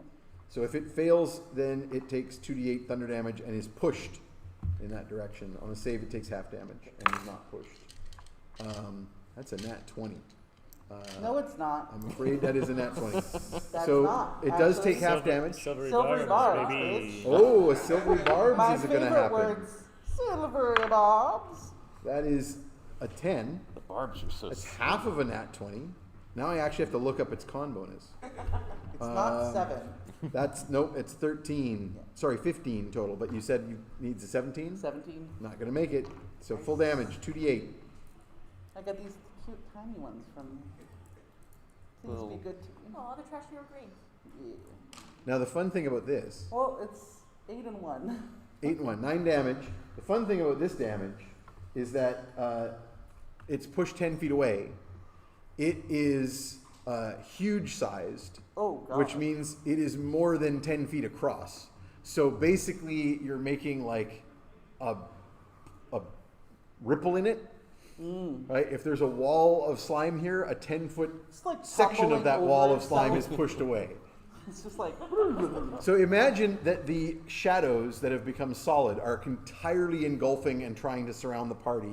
You just pushed a 10-foot bigger space within that blob of shadow. And then I'm going to, on the rare occasion that I do, grab it and be like, I'm just gonna try and move out of range. You can do. You've still got a bonus action, so you could Misty Step Mhm. if you want to like get very out of range.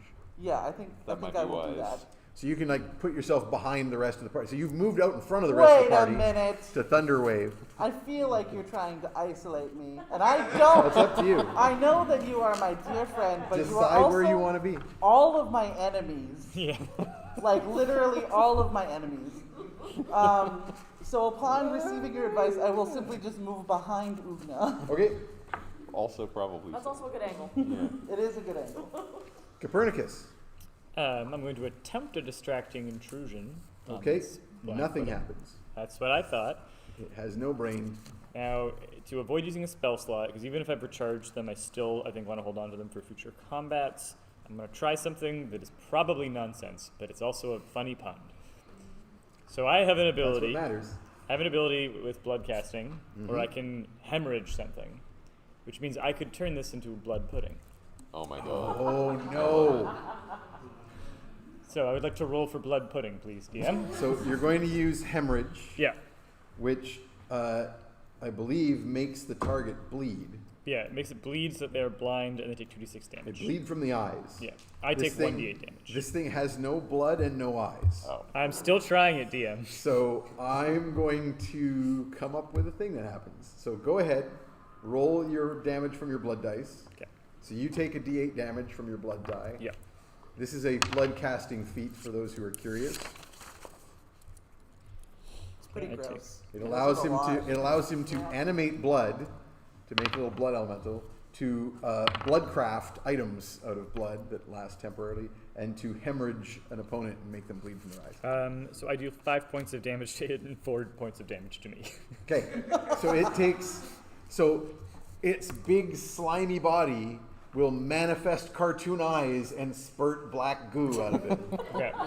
In fact, can I use the considerable amount of blood that I shed from myself to really get it in those eyes? Like I do like that desert lizard that squirts blood and Oh, other yes. things to terrify Yeah, them. the spell kind of reflects on you, and Yeah. you spurt blood from your eyes Yeah. onto it. Yeah, perfect. They're show establishing you. communication. Yeah, this is how I establish dominance. Oh, you think that's a big Back tentacle? when I was a lizard crawling out from the water. Nice. Yeah. And that's You my did- entire turn. You did 5 damage to it. That's a thing that you can do. Ugna. Yes, hello. What would you like to do? I have a hammer. Indeed. I also have a thunder charge. Excellent. So I am going to see this thing dripping down on my friends, and just smack the middle of it with the hammer, like do an uppercut, and activate the thunder hammer at the top of it to push it back and do thunder damage to it. Sweet. Yeah. I believe in you. Go for it. Do I need to make an attack roll on this thing? You do in fact need to hit it. It's got an armor class of 7. You have a +8 to hit. Well, I rolled a 9. If So you didn't I'm roll a alright. 1, you hit I'm it. alright. I'm good. Alright. I'm going to smack this thing with my hammer. Okay, the Thunder Hammer. Thunder, Thunder thunder, hammer. thunder hammer. It needs to make a DC 17 con save or be pushed 10 feet away. Okay, And I'm striking a single target for 6d8 thunder damage. correct. So I don't have that many dice. I'm going to roll them online. You have something. Zero. Yeah, everyone has like one set of dice, so we've We got could like all one chip in D8 at each. D8. Yeah, We'd have to give you all of our D8s and you still wouldn't have enough. Power What you got? of all our That places. is a 27 plus 8.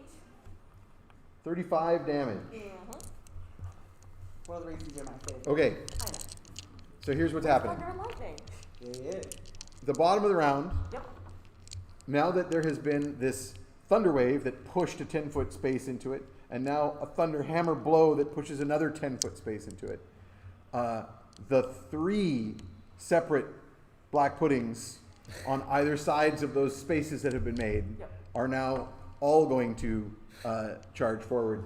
They don't get to attack yet because it's Fetid's turn first. Oh, okay. So you now see that the one gigantic slime has become 3 All right. smaller I slimes. hit it so hard it split into 3. I guess that's progress? Alright, what have I Guys, got? we- Like, I feel we're doing well. Yeah, maybe? Guys, we found an infinite slime hack. Yeah. Oh, we can exploit that for infinite XP. Yeah. This is like no pelican I've ever seen. It starts Normally like they have glitching more in and out feathers of the than wall. This is unusual. It could be a pelican that got caught in an oil spill. Yep. Alright. See, now you made it sad. Why did you have to He does make a lot of things sad. Necromancer. Alright, I'm gonna direct Ollie to try to bite the one that is nearest him. Excellent. He can do that. So, roll an attack for the boy. That's an 18. So that's 1d8 plus 3, 5 and 3 is 8 slash damage. 8 slashing damage. And And how much then- fire damage? D6s. And then 8 fire damage. Okay. He bites it in 2. And now there are 2 even smaller black Okay, we're slimes on doing that side. something here. Smaller problems. Smaller problems. A lot of smaller problems, but they're smaller. Would I know whether, since I have like dungeoneering and I'm a ranger and stuff, would I know whether it makes more sense to throw my magical dagger at this thing, or would that risk it being dissolved like my arrows are? I'm going to give you a roll Okay. on your. So, because you in fact have a feat dungeon delver and you know lots about things in the Underdark, I'm going to give you a survival check, Okay. basically. That's very good. That's a 27. So yeah, you know exactly what this is. It's a black pudding. You know that your dagger would actually be likely to slice it into pieces, which would then become more black puddings. Okay. The fire damage is good. The bite damage, slashing damage, not great. Okay. Thunder and lightning, not great. These are the ways to break it into pieces, and the pieces keep fighting. But All things right. like your fire damage, good. Your arrows are doing damage there. It's working. It's just that the arrows are going to dissolve because they're non-magical. Right, The bow right. is magic, but your arrows aren't. Okay. Well, I'm gonna put another arrow into one of them, just for the sake of doing something useful, and I would Yep. like to communicate that knowledge about, hey, they really hate fire, to the rest of the party. So what exactly do you say the rest of the party? 'Cause I'm there's going a lot to more say, to it than just they hate fire. But Fire is good. Cutting them into more black puddings like this is just going to make more black puddings like this. I'm bad at communicating in the heat of combat. I'm very sorry. do fire at it. These are kitty Excellent. patooties, so we Yeah. hear fire good. What? All right, Excellent. short bow number 2 is only a 13, but To hit? still hit. All right. Yep, that hits. Armor class 7. You literally almost double its Yeah. armor class. And that's The what, one nice thing about it's slimes, they're it's not 3d6 because I don't get the poison thingy. Correct. Yeah. You can't poison it, but you 7. can. Jesus, do I've been the other rolling high on the damage. 7 and 6 is 13 plus 5, so 18 damage. And you got a second arrow? No, because I had Ollie bite So it. no, because you were doing that off of Ollie's back. Oh, okay. You're just telling him what Alright, to do. sweet. That's a free action. Say, hey, Ollie, bite All right, it. I'm going to try arrow number 2 then. We'll also hit 9, and 3 is 12 plus 5 is Okay. 17 damage. Is this at one of the smallest? So there's two different sizes now. Yeah, I was going for one there of the were smaller 3 ones. equal sized chunks, and then one of those got cut into 2. Yeah, I was trying to whittle down one So of if the you go baby for one of the ones. smallest ones, Yeah. you take it out. Okay, good. You send 2 arrows through it, and the magic that you're adding to it with your hunter's mark and so forth rips through it, and it just starts to like dissolve Okay. into oil, like a flat 2-dimensional oil So slick yeah, instead of a fire 3-dimensional and oil slick. poking, not cutting. Okay, See. next up is it, or them, I should now say. So there are 2 big ones and one smaller one left. So the 2 big ones are large size, and the smaller one is a medium-sized creature.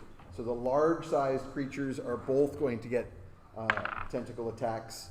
Actually, let me randomize who's being attacked at first here. Just want to say for my silvery barbs, my advantage goes to my favorite. Oh, gotcha. Morgan is behind Ugna, so Ugna is going to be a primary target. Hollis is a primary target. That's why I'm here. People doing all the damage. Copernicus is still up there. Fetid is definitely up there. And Ollie, and I will give Ugna 2 of those. So, Ugna, you are the target of the first one. What's your armor class again? 17. I've rolled 17, so that That's is a gonna hit. So you are going to take 5 bludgeoning damage Oh no. and My hit points.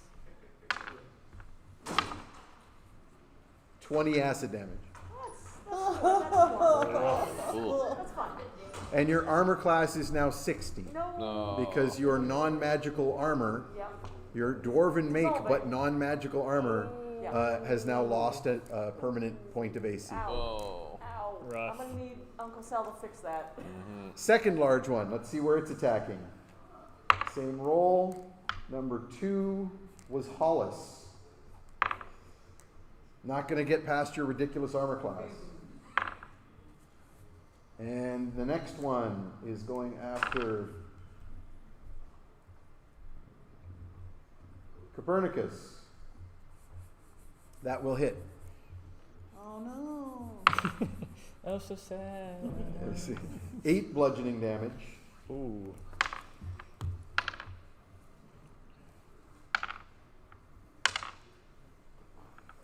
And 16 acid damage. I think like Not a great roll. a wave of goo hits and waves over him, and as it splashes off, like all of his clothes have dissolved, and it's just those 2 little sunshine nipple tassels. Oh, it turns out those were and the boots. and the I feel like boots, the yeah, boots are yeah. still The Yeah. boots, perfect. the boots are real tough stuff. They're- Yeah. They're Yeah. rubber. They're galvanized. It's Yeah. cool. And Barb's bucket has, you know how if you take like a metal, old corroded metal and give it an acid bath to clean it? Yeah. Yeah, so Barb's bucket urn is now like Oh. all shiny and like acid etched. Yeah. Hey there, baby. Pretty good. Now you're distracted. Copernicus can't blood cast anymore because all the blood's being used. Oh. And we can tell. And the medium-sized one is going after Fetid but misses. Nice. Good job, idiot. with a natural Makes for a 1, in brain. fact. And it is back. Next up is Hollis. Okay, You have 3 opponents now. I have 3 opponents now. Yep, 2 big slimes and 1 small one. Okay, and a 28 hits. Very. Okay, I pre-rolled all of this and now I'm trying to remember. It was 1 and a 5 and a 1 and a 6. 13. 13 or 14? Whatever it is, it's radiant damage and I burned a spell slot. And Mace of Smiting, so I Smash. shouldn't be cutting into pieces, I should be... Yep, nope, you're doing just radiant damage. That was working before and it's still working. I've been led to understand that pelicans hate this. Was it a big one or a little one? I would have picked a big one because Okay. I know I can hit it without making it smaller. Good, good. How close am I to my companions? Was that both of your attacks or one? Oh, do I get 2 attacks? Yeah, I'm pretty sure you have 2 attacks. Nice. You're a paladin, dude. Extra attack, yes you do. Ooh. Well, that'd be another 28 to hit. That very hits. I can't express enough. When you roll to hit and you roll 4 times the armor class of the target, you definitely hit.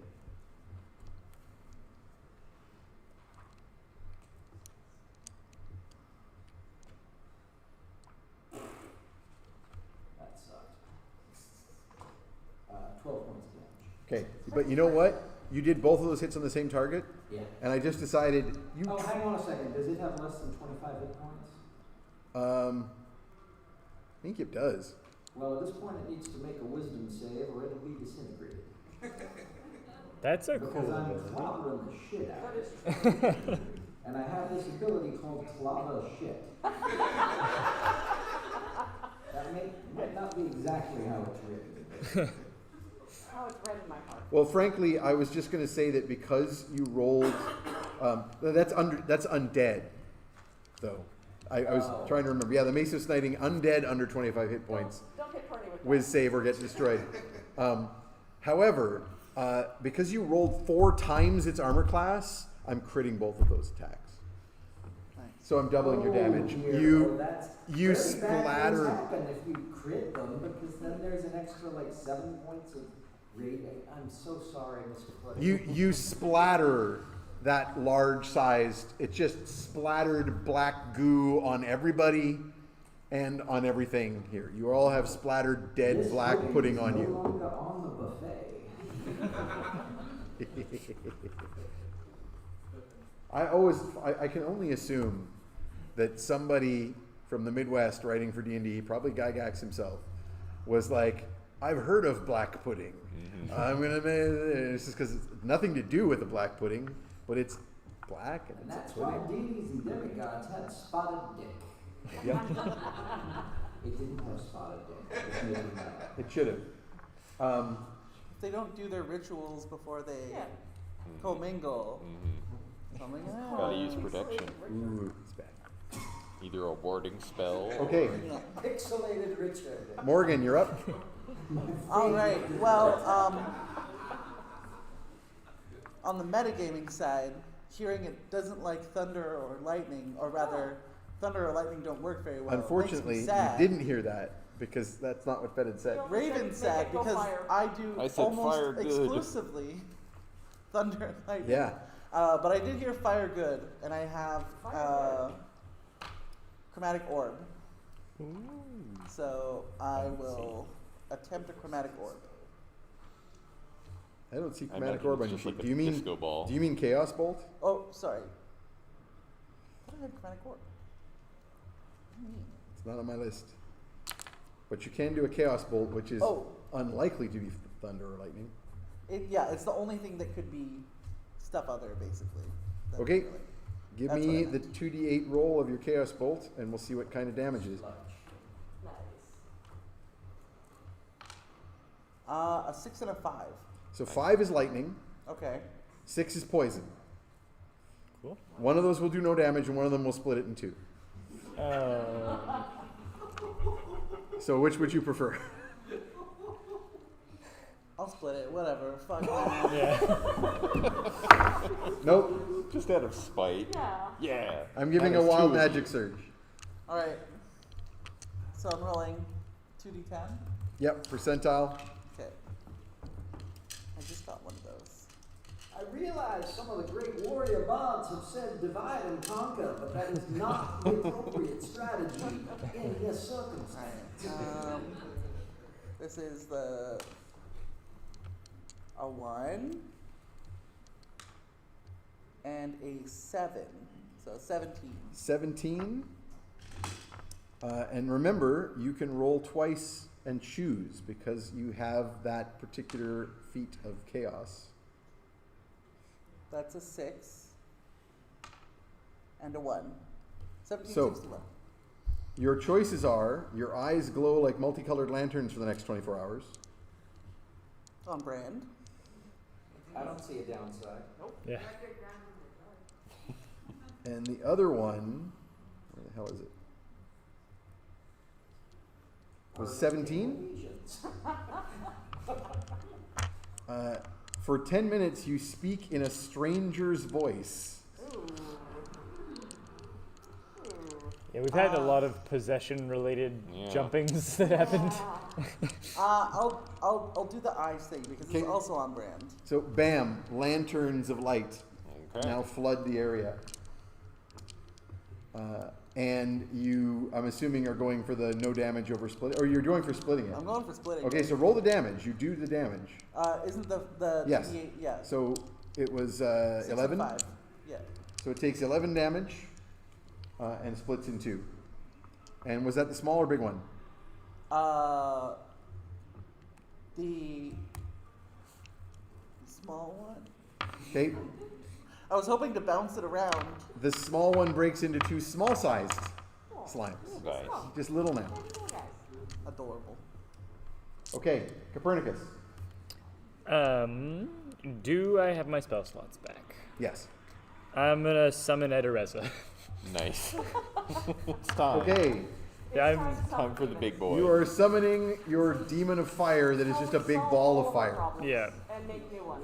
Or should I summon the No, go for Burninator? it. In the interest of time, Yep. as I said I would say again, if you're summoning Etereza, everybody take 6 fire damage as you all flee down the tunnel and just everything in that area is getting scorched and burned. Nice. And you can just leave Etereza to it and As we continue run- fleeing down the tunnel. The black puddings weren't doing so hot at this point anyway. As we run, there's like that crazy fiery glow off of the glistening wet cave walls, and then there's like 2 beams perfectly lighting Ugna's You just- ass Yeah. as she runs behind. As you Ugna run down the- cave. And you just hear sizzling, like sizzling like bacon we go, fat. we go around corners. Yeah. Ugna has to jump over a thing a couple of times, but the spotlight is. It might as well be toggled to exactly where her ass is, up and down. I would One like- cheek, one cheek. You know, they're both. Dexterity saves from everyone in the party, please. Certainly made that. I think I failed. Yeah, I need 15s. Yeah, I rolled a There 15 we before go. my modifier. Take my take my thing. You got? Just take my thing. I have an 18 You're now. getting an inspiration? Pass it down. I have a 20 now, but I originally had a Yep. 4. 20's good. See, I have fail. Copernicus has yeah. failed. What Yeah. else we got? Yep. Paulus as well. Have you? Also, I'm I still also- failed. You still failed. Okay. You might notice another one coming your way. Yeah, we're good. We're good. Everybody has noticed we're near the end of the game. That's what's happening now. It's time to cash out. I'd like to narrate that Copernicus, Oh, yeah, that's running not in this dark better. tunnel, trips on his elephant leg. Don't worry about it. I got it. Okay. So that's an 18 for me. Okay, success. So, you go careening down this tunnel, fleeing from the explosion of flame that is basically Ezeretta, who is a demon that is just a ball of fire with eyes. So Copernicus, as you know, he will be making a saving throw every round to try and escape your control, which is why you're running and telling everyone, run, so you'll be far enough away And that why it we won't just be able to fight. get Don't to you. worry about it, but also run. I feel like we've learned by now that when you say run, we don't stop and ask why or what's happening. We just book it. But not friendly. Yes, precisely. It's always great when you can throw a Molotov cocktail. It's always bad when you can throw a Molotov cocktail that hates you and will come after you after you throw it, which is basically what your demon is. A Molotov cocktail. When the so- divine in your life isn't showing up, a demon will most likely show up. You all run careening down the tunnels until you suddenly careen into a band of individuals.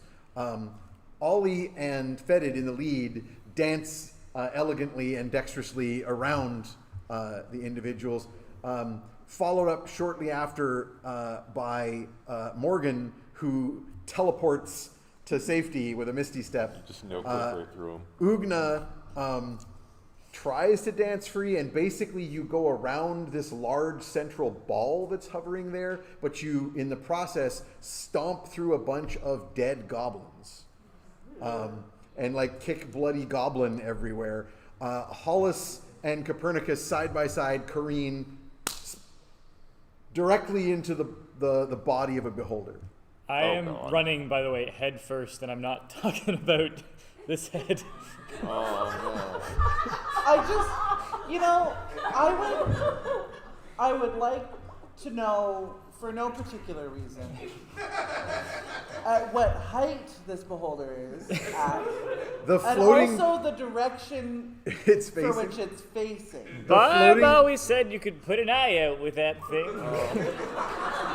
I am the best looking dwarf that I know, and so beauty may be in the eyes of others. I wouldn't call that beauty. However, I will say a couple things happen. Number one, you hear a voice say, "Hey, watch with your eye stalk." Oh no. And the second thing you notice is a gigantic contact lens go flying. Oh no. Did I just cock slap Buddy. a contact lens out of Gary the Beholder's Oh, Yes. eyeball? Gary. This is Gygax. Gary the Beholder, Gary Igax. Gary, I am so sorry. Be very grateful you can't see right now. Morgan is using Mage Hand and then prestidigitationing the contact. Yeah. Nobody move. I lost my No, contact just lens. Just hold on. And she will prestidigitation his eye of whatever might have remained from the interaction. You pressed it. You made your hand Copernicus away. You Out use of the contact danger lens zone. screener. It's just rigor mortis.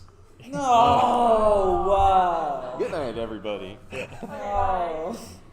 And you now realize that this party of dead goblins are all variously full of like disintegration beams and other forms of a beholder has decided that it doesn't like you.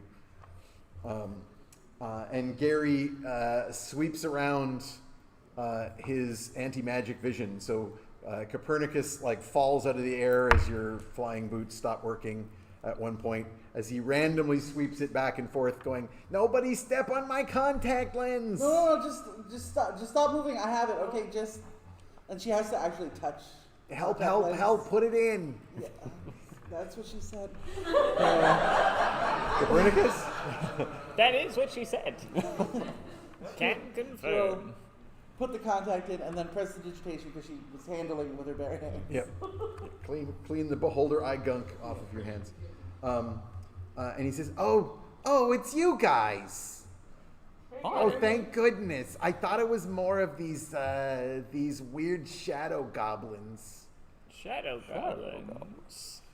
What makes them different from regular goblins? I mean, they all had weird shadowy eyes, and like shadow things tried to come out of them when I zapped them. Oh, they go evil sometimes. It's just a thing that happens.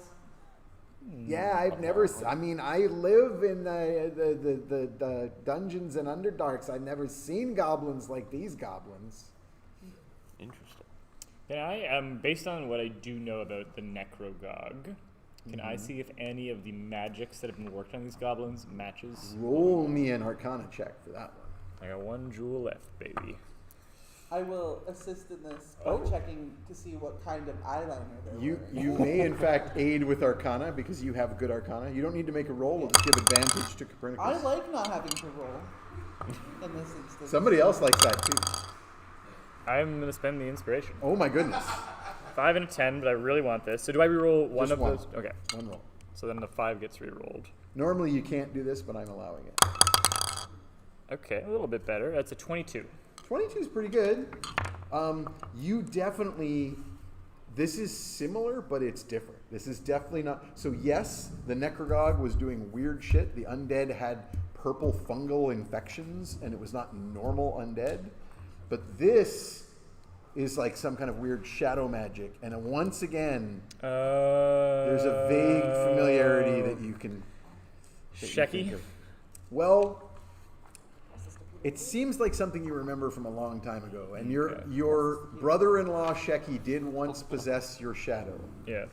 But I will just say, oh God, show that to the audience. And near the end of the night, so you can have nightmares.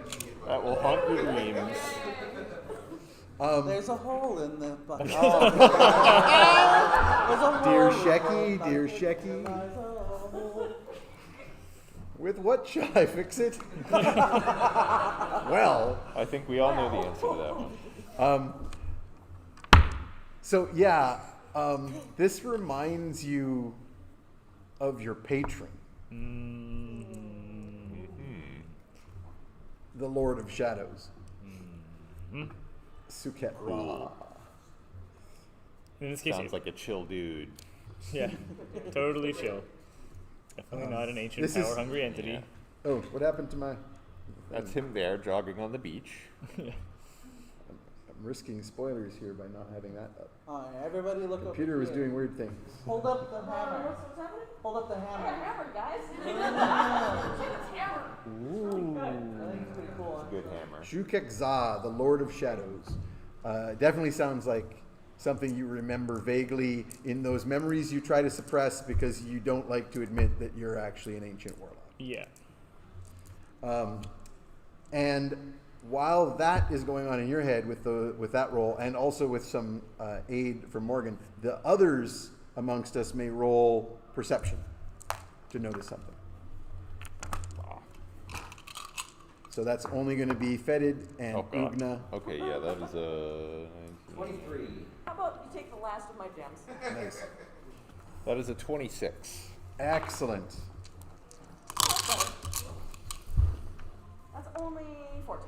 Okay, 14 isn't going to go anywhere, Fail, I'm but gonna fail. the detective paladin, Hollis, you immediately realize that these are goblins from the raiding party. You notice amongst the stuff that they have with them, some of the sconces and other sort of treasure-adjacent paraphernalia from the Athenium that something like a goblin might have grabbed. That a goblin would like instead of Exactly. And Fetid, you spot a fair ways away from the carnage of the beholder murdered goblins, a scrap of parchment Okay. caught up in the rocks. It looks like it has been like torn out of a book. All right. And what would you like to do with that parchment? I'm gonna go gingerly pick it up before Ollie can grab it and chew it up because he does that. And I will take it over to Hollis and say, I realize there are adventure-specific things happening here, but I'm still struggling to come to grips with the fact that y'all have a friend who also happens to be a beholder. yeah, he's all right. They seem to know this Take guy. a moment to reset my... He's a good Yeah, guy. he's like, you gave me directions to that tower place.